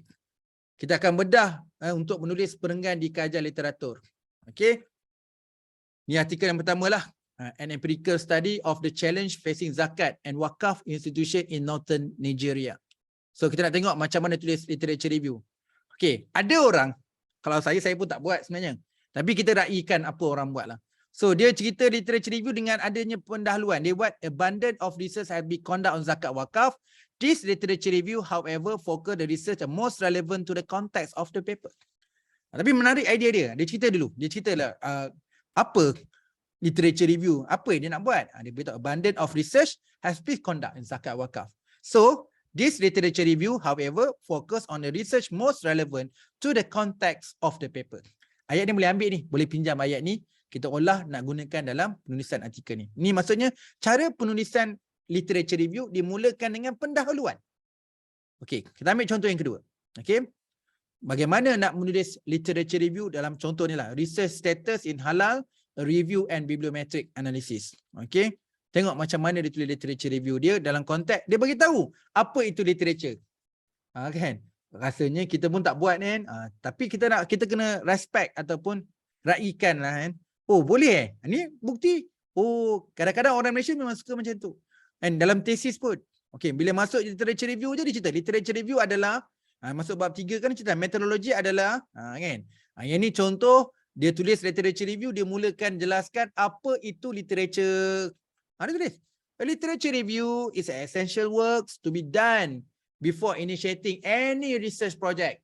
Okay, it's assess relevant literature of the area to map the work done and find out the possible research gap which will help in strengthening the body of the knowledge. Bagus juga kan, kalau orang yang tak tahu apa tu literature review, dia dah bantu kita bagi definisi apa tu literature review. Okey. Tadi ada yang mulakan tentang dia cerita apa itu literature review. Okey, sekarang ni dia bagi pula tadi pendahuluan. Yang ni bagi tentang apa itu literature. Okey. Untuk paper contoh yang ketiga ni, daripada Malaysia sebenarnya. Okey. Convention of Rates and Islamic Rates and in Macroeconomic Variable in Malaysia, a review. So tengok, dia cerita tentang literature review. First paragraph, dia cerita tentang kandungan literature. Kan? Tadi kalau cerita kat pengenalan tadi, dia last paragraph tu, dia cerita tentang outline apa yang ada dalam artikel ini. Tetapi untuk literature review ni, dia mulakan dengan first perenggan dia beritahu dalam bahagian literature review ni apa perkara-perkara atau apa topik atau section yang akan diperbincangkan. Dapat tu kan? Mula cakap scene, lepas tu first focus. Ni, this section will first focus, follow by, this section conclude. So, dia mulakan perenggan pertama tulis literature review nak beritahu apakah perkara-perkara ataupun topik-topik yang akan dibincangkan dalam literature review ni nanti. Setakat ni dapat Sekarang ni kita nak belajar macam mana rupanya caranya dan apa yang nak tulis dalam bahagian literature review dalam sebuah artikel. Okay. Kita tengok contoh lain pula. Okey, saya ni memang kadang-kadang mengumpul juga kan. Kadang-kadang minta maaf lah kan kalau topik ni sebenarnya general je. Okey. Tapi ada artikel-artikel yang saya suka baca. Jadi saya kongsikanlah. Jadi ini contoh, ini daripada orang Malaysia juga, daripada AI, daripada UM. Okey. Harmonizing and constructing integrating maqasid al-syariah index for measuring the performance Islamic Bank. So kat sini kita tengok dia buat literature review, dia kategorikan kumpulan. Dia mulakan literature review, dia cerita tentang group. Ada first group and second group, ada third group. So saya andaikan kat sini nak jelas supaya sebelum kita pergi jauh perbincangan yang lain, dia nak categoriskan dia dulu. So previous study which have measure IB performance can be classified into 3 category. So dia beritahulah first group apa, second group apa, third group apa. Ini cara dia menulis dia punya permulaan dalam section literature review. Jangan kata dia buat 2 perenggan je, ada perenggan-perenggan lagi kat bawah. Saya cuma nak tunjuk untuk peringkat awal dalam literature review, apa yang orang buat di awal perenggan dalam literature review. Kan? Okey, ini contoh daripada orang Malaysia juga, Micro Enterprise Development Training and Entrepreneur's Competency among Low Income Household in Malaysia. Okey, literature review dia ada lebih kurang kat sini 1 perenggan panjang lah ni. Saya cuba potong sebab nak screenshot tu, dia ada 1 perenggan yang panjang. Okey, dia mulakan dengan literature review ni, dia cerita tentang fokus dia. Nak study tentang entrepreneur kompetensi. Dan dia menceritakan perenggan pertama dia terus kepada teori, iaitu guna RBV. So dia ceritalah, this phenomena can be explained by RBV. Betul dia ceritalah, RBV stipulate that research which are owned and managed can serve create implement strategy to improve effectiveness and efficiency. Betul dia cerita sampai habis. So kita tu berkaitan dengan dia punya teori. Jadi boleh tulis konteks kat sini, memulakan penulisan literature review dengan cerita fokus dan juga teori. Tapi perenggan yang panjang lah. Maksudnya 1 perenggan pun berapa line kat sini. Kan? Okey, ni contoh lain, understanding purchase intention university student towards skincare products. Okey, kat sini tengok literature review dia terus. Dia terus literature review terus pergi first topic. Jadi boleh untuk jurnal ni lah. Kalau kita pun kalau nak pergi hantar jurnal kat situ, kita tengok style juga. Kalau dia boleh macam ni, maka boleh lah. So dia tulis je literature review, terus pergi topik yang pertama, iaitu purchase intention. Ada setengah orang tu dia cerita dulu intro kan, literature review ni apa-apa, baru cerita purchase intention kan. Ini tak, ada straightforward je, literature review, terus purchase intention. Okay, alright. Kita ambil contoh lain, household, the waste spreading intention and the importance of public policy ni, dia gunakan topik dalam literature. Jadi tadi tu dia terus literature pergi pada topik, italic kan. So yang ni lagi best. Contoh ni dia letak 2 literature review. 2.1 waste management policy in Asia. 2.1.1 waste management policy in Malaysia. Jadi ni nak tunjukkan bahawa literature review boleh buat macam 2.1, 2.11. Boleh. Tapi kita kena tengoklah kat jurnal yang kita nak hantar tu, style dia begini ke? Kalau style dia macam ni, maka dia adalah boleh juga susun by topik, sub and sub topik. Okay. Ini contoh the impact monetary policy ni, dia nulis literature review dia macam ni. Dia cerita dulu overview of Malaysia Islamic financial industry. Dia cerita dulu kajian ni kan, yang buat tentang the impact monetary policy on Islamic bank based level of dividend from Malaysia. So dia start dulu tulis dia punya literature review, cerita overview of Malaysia Islamic financial industry. Dia ceritalah kan, so dia kata Malaysia overall strategy in the development of Islamic banking can be summarized under 4 pillars. So dia ceritalah 1, 2, 3, 4. Okay, next paper yang tadi kita dah tengok dah dia punya bahagian introduction. Sekarang ni kita tengok paper ni, macam mana dia mulakan dekat literature review dia, yang propose HR dengan zakat tadi ni. Okay, dia cerita dulu, dia start je cerita dekat literature review, terus pergi pada topik. Dia tak ada literature review, terus pergi topik. Importance elements in constructing human resource management model for zakat institution. So dia start lepas introduction, dia tak ada tulis literature review, terus pergi pada topik pertama dia, important elements. Okay. Untuk paper I1DB, IMDB, corruption scandal in Malaysia. Ni contohlah, study a failing in the control and accountability. Saya memang kalau you all baca news banyak based on the surat khabar, berita. Saya banyak kadang-kadang baca jurnal. Tengok je orang kritik Malaysia, kan? Tengok ada orang kata bagai macam-macam. Jadi kita kena counter lah. Kalau macam benda ni, kalau benda ni tak betul, susahlah, dah terbukti kan. Jadi tapi itulah orang barat yang menceritakan, dia lebih tahu pula, kan. Tapi itulah untuk menulis dia freedom. Jadi dia menulis lah tentang Malaysia, tentang IMDb ni, kan. Alright. Kemudian dia mulakan terus pergi topik aim corporate structure of funding of IMDb. IMDb nak sebut pun susah, kan. Alright. Dia pergi pada topik. Ni paper ni, contemporary issue of form and substance, Islamic law perspective.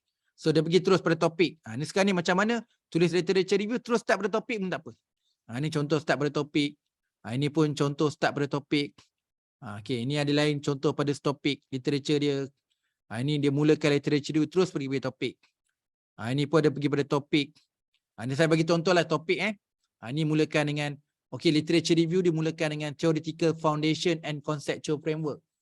Boleh ke? Bolehlah ada artikel ni buat macam ni. Tapi kena tahulah style dia di jurnal itu, boleh je.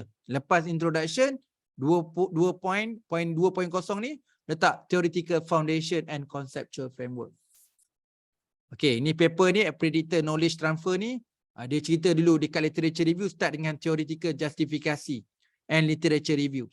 Panjang ni, theoretical justification and literature review. Tapi itulah dia letak dekat selepas pengenalan, dia letak theoretical justification and literature review. Okey, yang ni contoh, dia buat sejarah. Ada yang menulis literature review, dia tulis review of literature, start dulu historical backdrop. Ini maksudnya, ini cara macam mana nak tulis literature review, boleh dimulakan dengan sejarah. 2.1 historical. Okey, yang ni dia mulakan dengan theoretical research. Kan? Yang ni tadi dia start dengan historical backdrop, dia sambung theoretical research. Okey. Alright, ini satu lagi artikel untuk promoting customer branding engagement dengan brand loyalty. So yang kat sini dia mulakan conceptual framework. Terus straightforward tu. Pengenalan terus conceptual framework. Boleh ke? Ni untuk jurnal ni boleh je. Dia terus start je dia punya literature dia dengan conceptual framework. Lepas introduction, 2 conceptual framework. Okay. Alright. Ini bedah dan bincang untuk menulis perenggan dan membangunkan rajah. Okay. Salah satu tip yang saya beritahu dalam kelas kita sebelum ni, penting dalam penulisan bahagian literature review adalah memasukkan table dan figure. So kita kena ada good presentation dalam penulisan artikel, lagi-lagi dekat bahagian literature review. Bukan plain je. Kena masukkan infografik, visual, iaitu figure and table lah. Ini contoh paper Dimension of Organization Performance ni. Tengok apa yang dimasukkan dalam bahagian literature review dia. Dia masukkan ni. Okay. Dia bagi contoh. The literature review shed light attentively on the critical aspect. Influence bla bla bla bla bla. Okay. Okay. That all distinct adaptation as displayed in the figure 2. Maksud dia boleh hasil daripada apa dia review, dia tunjukkan ke semua perbincangan tadi diterjemahkan dalam visual begini. Bila orang baca artikel kita dekat literature review, you come out dengan satu adaptation as display. Padahal semua perkara yang nyatakan tadi dah cerita dah dalam literature review. Tapi you summarizekan dalam bentuk display atau visual yang macam ni. Jadi ni pun nak tengok juga, kalau nak lukis gambar pun kena dapatkan idea. Menarik juga ni, bulatkan tengah-tengah, yang tu buat anak panah. Okey, ini contoh. Ni very basic visual lah kan. So paper ni crafting a web unique value proposition using the concept analysis technique. Tengok kat sini, dia buat gambar rajah macam ni. Nampak tu dia kata such inductive methodology would better understanding of the concept value of proposition, the life cycle of the value proposition presented in figure 1. Sekejaplah gambar rajah ni. Buat kotak, okey, setiap satu kotak ke satu kotak tu dia ada garis putus-putus dengan ada arrow. Double arrow kat sini kan. Contoh paper ni, conceptual framework of STEM based on the Japanese subject principle. Dalam literature review tu dia memasukkan elemen ni. The simplified versions of this model show in figure 2. Bawah tu saya tulis figure 2, proposal model simplified by the authors with the reference to Wells. Okay, so dia boleh letakkan gambar rajah dalam kita punya literature review. Ni contoh collective hybrid intelligence. Dia masukkan gambar rajah ni dalam dia punya literature review. Beside proposed modern computing perspective, CHI greatly relate the concept discussed in the previous section. Such relationship are illustrated in figure 5. So benda tu dah diperjelaskan dan diillustratekan dalam bentuk visual.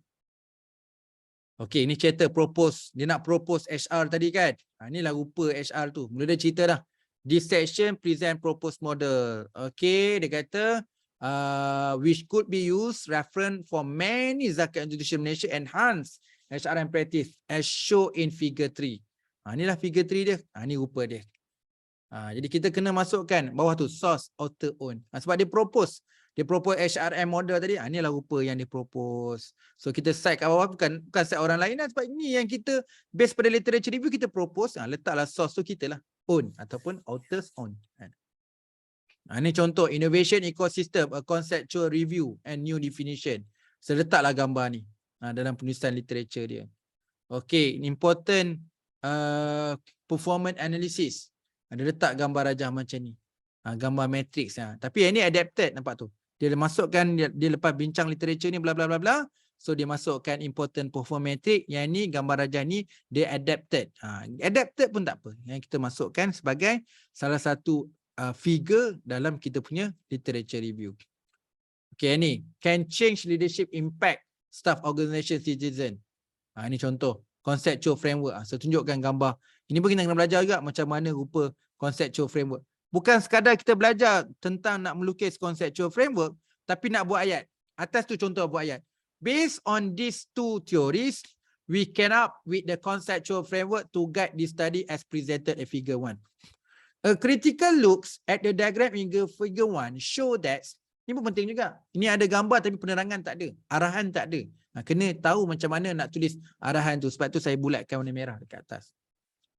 Ini paper qualitative validation of the financial affordable Islamic home finance model.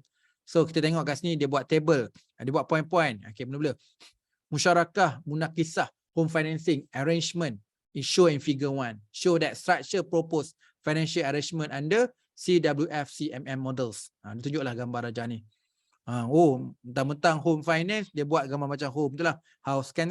MM home finance arrangement. Dia lukis lah, ada kotak, ada gambar macam rumah, ada bulat, ada macam diamond tu kan. Kemudian ada box garis putus-putus. Jadi nak tunjukkan inilah gambar figure MM home finance agreement. Okay. Nampak source tu. Author own illustration. Jadi kita boleh daripada literature yang kita tulis, lepas kita bincang, kita boleh visualkan dalam bentuk gambar rajah dari segi meningkatkan kefahaman ataupun kefahaman itu boleh diperjelaskan dengan visuals. Kan? A qualitative inquiry into cash wakaf. Dia buat macam ni. Conceptual framework for tadi. Kan? Untuk cash wakaf micro enterprise.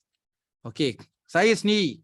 Ini paper saya sendiri. Okay. Saya masukkan visual saya kat bawah tu. Kan? In addition to that, Kaplan and Norton develop SMS as shows.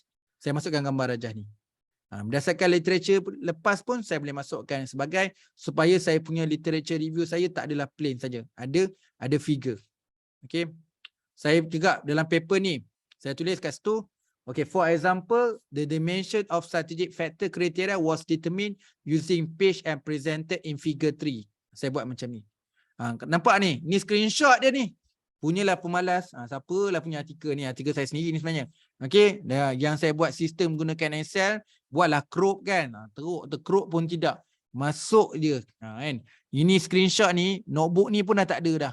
Bukan. Tak guna dah notebook ni. Okay. Screenshot macam ni pun boleh masuk dalam kita punya artikel. Okay. Nampak tu. Input pairwise comparison page. Saya masuk kat sini. Okay. Ini contoh saya buat paper lain ni. Saya masukkan paper sustainable management practice. Saya masukkan, nampak ni bla bla bla bla bla bla. Interrelationship between this variable measure I show in figure 1. Saya letak macam ni. Buatlah kan, lukis elok-elok sikit. Kalau kita punya nak tengok gambar framework, macam ni lah rupa framework. Ni paper lain saya framework macam ni. Yang ni paper framework dia macam ni. Kan, boleh letak table macam ni. Selain daripada figure, kita boleh masukkan table dalam kita punya penulisan literature. Nampak ni, saya just tulis je. The construct proposed in literature. So ni construct dia, siapa yang kajian-kajian lepas yang gunakan construct ni. Buat dalam jadual supaya literature review kita tak adalah plain saja. Ada rajah dan juga ada jadual juga. Ni contoh. And paper saya lain, ni saya buat jadual. Habis simple sebab nak bagi ada jadual supaya tak ada boring sangat, supaya publisher boleh terima artikel ni. Saya just kumpul beberapa selective artikel yang cerita tentang benefit CSR practice. Saya ceritalah Banat cerita apa, Porter cerita apa, summary-kan dalam table. Ini contoh paper saya publish kat International Journal Management Science ni. Saya cerita table apa yang saya buat. Saya buat table macam ni. Construct, LR punya support untuk setiap construct tu. Okay, yang ni pun saya buat table macam ni. Buat ni authors dia, saya Molden, dia ada economic performance, environmental performance, social performance, so ada 3. So Sam Matcher ni ada 3 juga. Amrina ni cuma buat 1 je, economic performance. Kan? Okay, critical success factor of lean manufacturing. Jadi saya tunjukkan, saya buat table macam ni. Barriers challenge of lean implementation. Saya letaklah authors, focus area dia apa, main finding dia. Jadi kita boleh buat summary ini. Daripada tak ada, kita macam mana nak create jadual dalam penulisan literature. Itu saya nak kongsikan. Macam ni pun boleh. Macam tadi saya tunjuk ni pun boleh. Nak buat macam ni pun boleh. Jangan tak buat table. Sebab table dan figure salah satu tuntutan kepada chief editor supaya salah satu tiket untuk kita diterima dalam artikel tu. Sebab student sangat suka kepada table dan figure. Dan kalau kita tengok student-student degree pun, artikel yang banyak yang dia download adalah artikel yang banyak figure dan table. Okey, bedah dan bincang untuk menulis perenggan membangunkan kerangka dan framework. Ini contohlah kan. Ini gambar kan. Macam mana nak buat perenggan kan. Session to the development framework, the tool have been modified in order to reach higher level standard and modularization. Figure 1 show the interconnection between these different tool. Ini gambar-gambar lain-lain yang saya tunjuk lah. Nanti kita boleh ambil idea lah dengan lakaran ni. Boleh buat lakaran macam ni. Sama ada buat lakaran kat bawah tu. Contoh tu kan. Macam ni pun boleh. Okay. Macam ni pun boleh. Buat macam ni. Propose framework buat macam ni pun boleh. Okay. Nak buat kompleks macam ni. Rajah macam ni pun boleh. Nak buat macam ni pun boleh. Nak tunjukkan decision framework dengan guna Prism analysis workflow. Ceritalah P for what, R for what, I, S, M tu apa. Jadi letakkan je sebagai satu figure. Okey, yang ni pun dia tunjuk gambar figure dia macam ni. Ini macam ni. So yang ni pun boleh dari segi compliance ni, conceptual model. Ada yang buat macam ni. Dia buat macam house kan. Okay, a comprehensive lead enterprise framework. So dia buat macam ni. So ada gambar rumah, lepas tu dia letaklah tiang-tiang tu. Topik HRM, manage commitment and leadership. Okay, ini seterusnya dalam penulisan literature review. Saya cuma guidance. Saya cuba guidance sebab kita sekarang ni dah almost dah ke arah 9.40 dah. Jadi saya nak tunjuk, tak masuk lagi metodologi ni. Okay, dalam literature review ni, kita ada satu cara penulisan however. Ini contoh lah kan. Ini bukan senang ni, nak kumpul juga sebenarnya.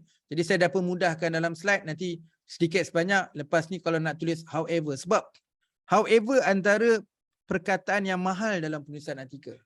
Jangan tak buat however ni dalam penulisan artikel. Elok dekat bahagian pengenalan maupun dekat literature review. Ini contoh paper ni kan. Tengok macam mana buat however tu. Dia bla bla bla bla bla. Bawah sekali. However, Kampung Gumum was selected for this study as the most the orang asli people live in the village. Saya ringkas macam tu lah kan. Ini kajian yang lain pula. Tengok macam mana dia buat penulisan however. Today, the concept of social capital, however, is a result of mixture of functionalists. Dia buat macam tu. So paper yang seterusnya dia tulis however dia dekat ayat barulah. However, little research has been conducted into the role of the local government in promoting sustainable cities. Okay, kita tengok lagi macam mana tulisan however. However, beyond the certain age threshold, the tendency of taking risks. Okay. Yang ni pula contoh dia. However, this issue can also the trigger if the antibiotic are abused and overused. However, the result of this study were found to be very. Bawah tu ada lagi. However, it was clear that there is a wide understanding of the sustainability among the respondent. Ni sekadar contoh-contoh lah. Lepas ni you boleh explore lah kan. Perkataan-perkataan however yang lain-lain. However, the factor contributes. However, ni contoh lain sikit lah. Sebab dia bukan ayat permulaan ayat kan. Dia macam ni. According to blah blah blah, workplace spirituality has variety definition that have been suggested. However, is commonly defined as cara penulisannya macam ni lah pula kan. So yang lain pula, however, recent research study, ni biasalah. However, has research that there are, okay, however, more than half of them, okay, interestingly, ni menarik cara yang lain sikit kan.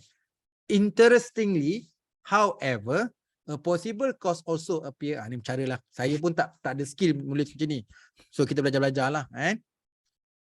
Okay, however, ini biasa. However, there is a less. Macam ni lah ayat dia. Gunakan, maksudnya memang boleh cara tulis macam ni. Many study analyze the issue in a large company. Titik dua bertindih. However, there is a less literature available that collect the driver of innovation practice in SMEs. Kan? SMEs, however, tu bawah tu lah. Di quote Sontoro, focus on SME. Okay, banyak kan? However, even the most successful. Saya sendiri memang kumpul berapa saya nak belajar macam mana nak memperkayakan cara penulisan however. However, dengan set peringan baru. However, empirical support. Okay. Ini however di ayat yang terakhir. Ni however dekat tengah-tengah. Ni however satu ayat yang lain kan. Okay, ni tengah-tengah juga. However in Hong Kong. Okay. Nanti you refer lah penulisan however ni. Okay. Kemudian macam mana nak tulis research gap dekat kajian literatur. Kalau kita bincang dalam tesis, memang research gap tu macam mana cara nak menulis research gap dalam tesis di bahagian literature review. Macam mana nak tulis dalam artikel juga research gap dalam literature. Ini contohlah kan. Saya dah permudahkan. Contoh well-being mother children with autism ni, artikel ni saya ambil kat sini kan. Contohlah ambil sikit-sikit. Furthermore, grief at all remark about the sensibility of family research about development disability with population for which little is no. Few study, ni maksudnya little is no, few study. Macam mana kalau kita nak highlight bahawa tak banyak lagi kajian, sikit saja kajian, macam ni ayat dia. Saya terus laju ya, saya tak baca tajuk artikel dia. Macam ni. Such unfavorable condition will create is no more a problem in Malaysia. Lack of, jadi itu antara keyword-keyword perkataan-perkataan yang boleh kita gunakan untuk highlight bahawa strengthening ataupun gap tu sendiri. Kan? To identify way to reduce the gap, tu ayat dia kan, involving the analysis of the system in order to identify way to reduce the gap between, cara tulisan macam ni. And this research is very important to conduct since, this research is literature enrichment. Ni ayat-ayat, yang faham? Ayat untuk buat research gap ni tak semestinya ayat negatif. Dia nak menunjukkan potensi, peluang, kekuatan, itu juga strengthen word untuk kita gunakan dalam menghasilkan dalam ayat-ayat penyataan masalah ataupun research gap ni. Thus creating a gap, okay, be suggested that the lack. And this article sought to explore an important gap in the Malaysia. However, none of the respondents have mentioned. Okay, lepas tu guidelines significantly reflect the lack of. Ni contohlah. Perkataan lack tu memang antara perkataan yang boleh digunakan dalam menggambarkan gap tu. Jadi saya bulatkan merah tu juga. Okay, faced with the governance issue, offering proper direction for ni but similar minor case should be considered an important aspect. Few notable reasons such as kan. Nanti you tengok ni ayat dia lah, meaningless, had no significant effects and need identify area for improvement to narrow the gap with other countries. Undesirable effects in his opinion did not involve underline in an inability revised by putting a little fat on it. Ini contoh lah kan. Okay, nanti bukan saya tak nak kongsi kan, banyak. Jadi nanti you self learning lah, ambil contoh-contoh ayat menggambarkan gap kan. No paper present clear evidence. We know far less how our new approach fill this gap in the literature. Ambil ayat-ayat ni. Jangan bukan sekadar kongsi kan. Ambil ayat ni untuk kita memantapkan dalam penjelasan kita dalam literature review, bahawa hasil lepas kita review tu menampakkan kepada ada hala tuju, nampak kepada kelebihan, peluang, potensi, ada gapnya kat situ. Jadi ni ayat-ayat dia. And uncertainty is further compounded by the lack. Ni lah kan. Bridge the theory practice gap. And all in all, we strive to provide concise overview of the extent knowledge and highlight gap in that knowledge. Ni. A topic relevant for further investigation. Interestingly, a gap between gender. Saya baca pula kan. Pasal nak skip je. Saya skip untuk bahagian ni. Alright, kita nak masuk kepada penulisan untuk bahagian metodologi dalam penyelidikan artikel jurnal. Okay. Okey, ni bincang bagaimana menulis metodologi penyelidikan dalam artikel jurnal. Ini contoh metodologi dalam kualitatif. Macam mana nak tulis? Saya menggunakan kualitatif research. Macam mana nak tulis metodologi dengan simple? Contoh macam ni lah kan. Okey, paper ni. This research employ the qualitative research method using inductive analysis approach. Dia start first perenggan dia cerita tentang dia nak gunakan kualitatif dengan guna inductive analysis approach. Okay. Kemudian dia kata data collection involve primary and secondary data. So dia ceritalah primary data kita guna semi-structured interview. Okay, secondary as well as statutory law, regulatory guideline and policy document. Through a series of semi-structured interview conduct from, dia beritahu masa dia daripada Januari sampai Mac 2017. Melibatkan 5 Islamic Bank Syariah. This present of 5 Islamic Bank include officer daripada Syariah Legal Recovery Product Finance Department.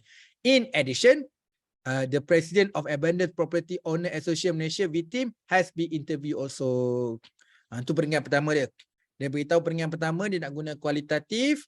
Okay, dia menceritakanlah analisis apa dia guna, instrumen apa dia gunakan dan bila dia buat dan melibatkan partisipan daripada 5 bank, melibatkan officer. Peringkat seterusnya dia cerita, the issue identified through this interview are analysed by examining refer the relevant existing law. So dia ceritalah yang berkaitan dengan data secondary tadi, dia gunakan dokumen law tu, dia cerita dalam peringkat seterusnya. Okey, itu cara nak tulis. Bukan ambil semualah. Bagaimana nak menulis metodologi dalam kualitatif. Ni. Toward establish Islamic Retail Bank. Ni. Buat metodologi, dia start to achieve the research objective outlined above. The paper undertake combination of 2 research method.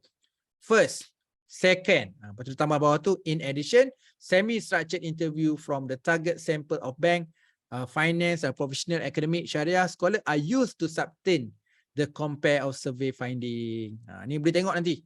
So yang ni buat satu kajian tentang musyarakah mutanah kisah dekat koperasi, Kopsia ni. Kan? Jadi dia cerita tentang research methodology. Peringkat pertama dia cerita tentang to achieve objective di research, qualitative approach dilaksanakan. One method adopt was review available literature on tadi. Okay.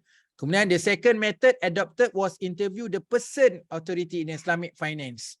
Okay, siapa dia lah. Yang ni bahaya juga sebut nama orang yang kita interview. Yang ni make sure dah dapat kebenaran lah. Okay. Kemudian, okay, as from interview, play the pivotal part in achieving the objective of the research. Okay. Ini contoh lain, macam mana nak tulis kan. Macam lah, sekarang saya ada bulat kat sini kan. Our motivation in selecting Iran, Sudan, Pakistan stem from the fact of this country aim to making the banking systematic compliance syariah guideline. Ada benda-benda yang saya bulat biru tu saya rasa saya nak pinjam ayat tu lah lebih kurang. Kan? So kita boleh tengok yang lain juga macam ni lah. The research methodology terus start the sample. Oh boleh yang buat cerita research methodology ni. Terus tulis research methodology, terus cerita 3.1 the sample. So dia cerita lah, dia start the content analysis. Okay. Right. Kemudian kita cerita yang lain-lain kan. Tadi yang simple ni extension dia. Ni contoh-contoh lain kan. Kalau you nak tulis dalam metodologi dalam bidang kualitatif, saya ambil sikit beberapa pilihan macam ni. The step in qualitative analysis include. Kalau merujuk Creswell, kalau nak analisis quality analysis ada ni. Ada pun 1, 2, 3, 4, 5 kan. Mula buat prelim exploration by reading through the transcribe and writing memos. Kemudian buat coding di data. Segmentation, label the text. Kemudian using codes, develop teams. Okay. Kemudian connecting and interrelating teams. Kemudian buat constructive narrative. So ni proses dia lah untuk step dalam buat qualitative analysis. So boleh buat point-point macam ni. Kan? Okay, ni contoh lah kalau nak tunjukkan ada. Ni contoh lah kata data collected during interview were transcribed into field notes. Jadi kat bawah tu tunjukkan jadual dia lah. Institution, position dan dia buat code kat situ. Alright. Ini contoh juga. Method for identify, analyze, reporting pattern. Inilah. Okay, which data thematic analysis was used this study because the following advantage. Dia ceritalah kelebihan kenapa buat thematic analysis. Dia cite lah Brown and Clark ni. Ability summarize, key features of large data, highlight the similarities and difference of the data, useful in making analysis suitable in policy development. Dia cite lah Brown and Clark. So kat bawah tu cerita pasal Miles and Bermans. And the process thematic analysis involves selecting, simplify, encoding the data and collect a common theme. Ni penting kan, kadang-kadang dalam kualitatif ni nak tahu macam mana you analyse the data. And you cite based on the Brown and Clark ke, pakai Miles and Berman ke. Macam saya biasa yang ni, Miles and Berman ni. Kita select, simplify, coding, and lepas tu kita ada dapat identify common theme. Okay. So ni baca artikel ni dapat knowledge juga sebenarnya. Jadi ni contoh-contoh konsep dia. Okay, kita boleh cerita research method. Part 1 tulis research design. Part 2 cerita populasi and sample. Ni contoh dia. The study adopted qualitative research design. Dia pakai siapa? Creswell, Frankel and Maxwell. Ni satu gang ni. Okay. Population and sample. So dia cerita dah. The population study consists academic staff and 10 faculty from the research university in Kuala Lumpur, Malaysia. So dia cerita. Okay, dia buat macam ni lah. Saya dah highlight kan. So ini memang banyak decide Frankel, Creswell ni. Kan. Alright. Begitu juga yang lain-lain lah kan. So yang ni boleh tengok kan. Saya ada bulat-bulat tu saya seronok. Saya bulat tu sebab nak nampakkan. Contoh ada buat macam ni juga. Menarik juga. Dia cerita dalam method ada gambar rajah kan. Okay. The method of the study are summarized in figure 4. Ni lah dia. So dia start dengan kualitatif research design, cerita dah pakai data collection apa, data analysis apa, dan kemudian dia pakai descriptive analysis. So daripada tiga-tiga ni, data collection, analysis dan analysis ni dia akan keluarkan quality data dan come out dengan key themes. Dia key email, last kali kita akan buat interpretation result. Okay. Menarik juga dalam bahagian metodologi pun kita boleh keluarkan visual macam ni, figure macam ni. Ini lain kan, lain-lain pula boleh buat macam ni tentang penjelasan tentang macam ni data. Okay. Method ada tak, the interview aim to gain in-depth information from expert participants. Terus boleh pergi sub-section cerita tentang participant. List of expert, boleh buat table juga. Kita melibatkan 3 expert kan, ada expert A, B, C. Expertise apa, so expertise dia adalah simulation, okay, position ni apa, experience ni apa. Jadi kita tak boleh sebut nama orang jadi kita boleh kawal macam ni. Tak boleh sebut nama universiti. Ni cara nak senaraikan list of expert. Okay, ni lain-lain kan. Ni contoh nak tunjukkan part and detail. Sebab dalam metodologi kan kita boleh cerita demografi apa dia, background apa dia, application factor, motivation. Ni nak tanya apa, environmental data nak tanya question apa, adaptation of current scenario nak tanya apa. Jadi dia tunjukkan yang ni jugalah. Biasa orang tak bagi, orang tak tunjuk yang detail ni. Tapi bagus kalau you tunjukkan detail ni, you akan meningkatkan chances dapat banyak citation. Jadi yang bila kita buat macam ni, orang akan cite, orang akan ambil. Yang lain-lain Method dia pecah study design, setting, participant, data collection and tools. And so dia letak proses kat sini, dia tunjukkan data collection dia daripada bulan Julai, September dan April. So yang pertama dia pergi kat 20 klinik untuk buat ENPHS implementation. Round 1 data collection, round 2 data collection. So round 1 data collection dia akan libatkan participant. Kan? Sama juga dia melibatkan round 2 akan pergi 8 klinik pula. So kat sini dia tunjukkan dalam gambar, satu gambar figure lah, dia punya data collection dan dengan siapa yang akan terlibat dalam participant dia. Okay. Alright, yang lain-lain boleh cerita. Ini contoh dalam kualitatif, cerita pasal transferability. Boleh tulis. Okay. Interview, so macam mana you buat interview. Okay. Research methodology boleh juga start macam ni.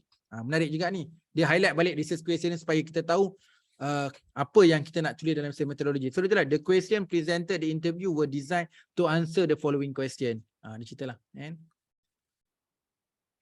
Okay, ni nak tunjukkan flow of the study. Boleh tunjuk. Identify targets. Lepas tu dapat target population. Lepas tu kita exclude. Lepas tu kita punya study of population berapa. Data tu melibatkan 433 patient were retrieved and analysed. So flow of the study pun boleh keluarkan satu gambar rajah macam ni. Okay. So inilah nak gunakan method lah SPSS dan sebagainya boleh nyatakan. Ini contoh dia, menarik dia. This study receive ethical approval from research ethics. Contoh kajian ni melibatkan dekat healthcare, jadi memang kena dapat kelulusan etik lah. So kalau macam peringkat atas tu cerita pasal SPSS, pakai versi 25, Vision 25. So dia beritahu lah apa dia nak gawat, nak kalau dapatkan nilai mean, standard deviation. Okay, dia nak pakai analisis, nak pakai Mann-Whitney test. Okay, kemudian melibatkan regression, berapa cut off dia, kena less than 0.05. Ini boleh cerita lah kalau kuantitatif. Okay, ni review methodology. Okay, dia pakai content analysis lah, disebut CA. Okay. Okay, ni buat classification. The major. Okay. The publication will classify into 4 major category. Literature review, recycling, production, planning, network and regulatory review. So dia cerita lah 4 tu. Okay. Alright. The major classify, the review publication, dia letak gambar rajah. Mula dia cerita macam ni. Kemudian dia keluarkan gambar rajah. Smart ni. Okay, metodologi yang lain-lain. Okay, kita tengok kuantitatif pula. So kuantitatif ni beberapa contoh nak tulis. Dia start dengan primary data dia. Guna sampling method apa. Dia study conduct in the 3 state. Malaysia. Itu Kelantan, Terengganu dengan Kedah. Okay, according to Department Statistik, these 3 state have majority women micro entrepreneur. Siap bagi justify. Kenapa dia buat kajian dekat Kelantan, Terengganu dengan Kedah? Kerana paling banyak sekali bilangan women micro entrepreneur. Okay, ini cerita tentang study entrepreneurship. Okay, dekat Asnaf. Okay, dia cakap the study apply several stage cluster. Ceritalah.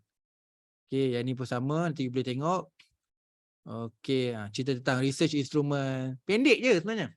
Boleh buat sub topik macam ni. Research instrument, the questionnaire for online survey was designed using simple and unbiased wording so that respondent could easily understand the question. Okay, dia melibatkan several Likert. Disebutlah skala Likert tu. Sample selection and data collection. This study calculate minimum sample size using G-Power software which require sample size 146. Test the model with the SIG predictor. Dia guna G-Power. Disebutlah kalau kuantitatif macam itulah disebutkan apa dapatkan sampling size dia. Okay. Nanti kita boleh tengok macam ni measure. A single questionnaire booklet contain English version of all scales. Dia ceritalah. Participant straightforward je. Student at the International Islamic University Kuala Lumpur serve as the research participant. Dia beritahulah bilangan gender dan sebagainya. Okay. Ini lain-lain. Initial questionnaire draft. From the past literature, the final questionnaire consists of 3 sections. Ni lah. The first section, second section dia ceritalah.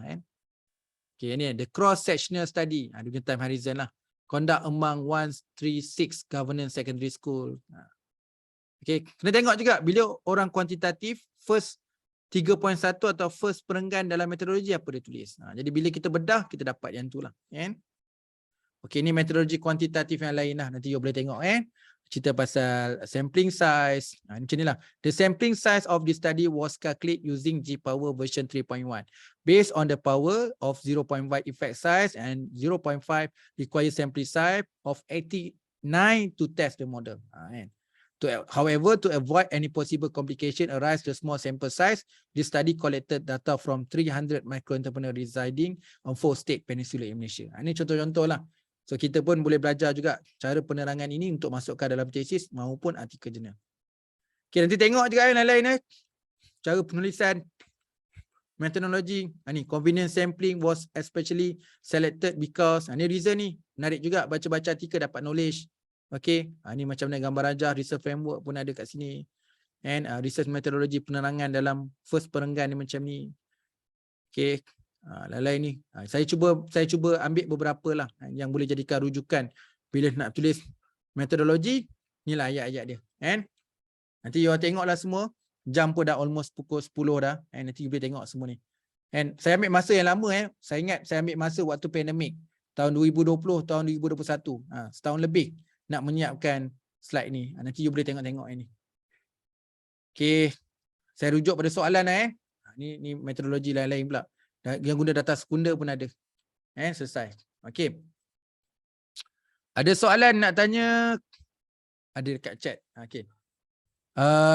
Yap. Itu dia. Kalau tanya saya kan, pengalaman saya, bila saya nak tulis artikel, mulalah nak cari jurnal lah, apalah.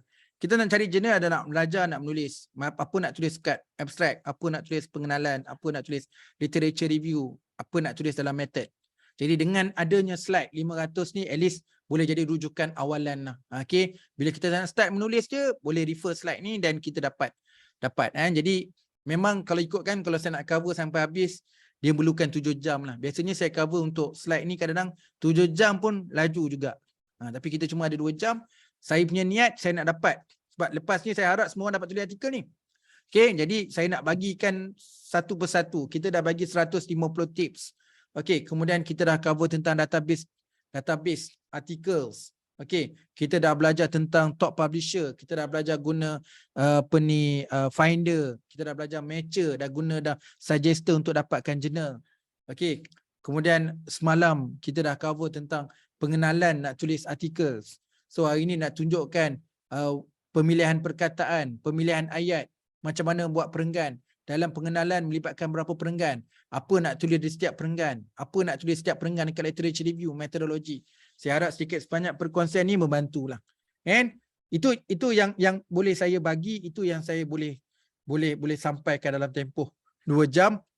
Ribuan mohon maaf. Mungkin perkongsian ni macam kartun sikit kan. Tapi lebih saya adalah saya nak tunjukkan juga sampai habis supaya nak tahu apa yang ada dalam konten dalam slide tu.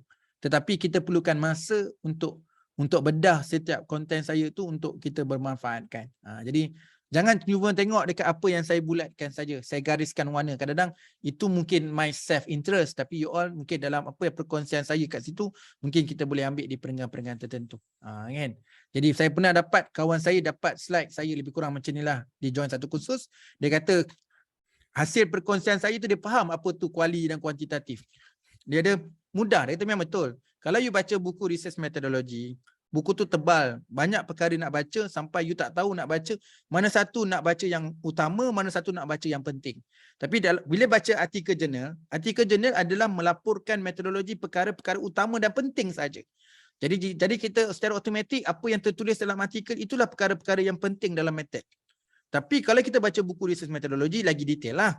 Tetapi untuk orang faham, untuk basic faham tentang method kuanti, kuali, mixed method ni, bila dia baca artikel, dia dapat banyak benda. Sebab penerangan dalam artikel adalah very short, clear and easy to understand. Jadi dia jadi macam seronok dia belajar metodologi dengan menggunakan artikel.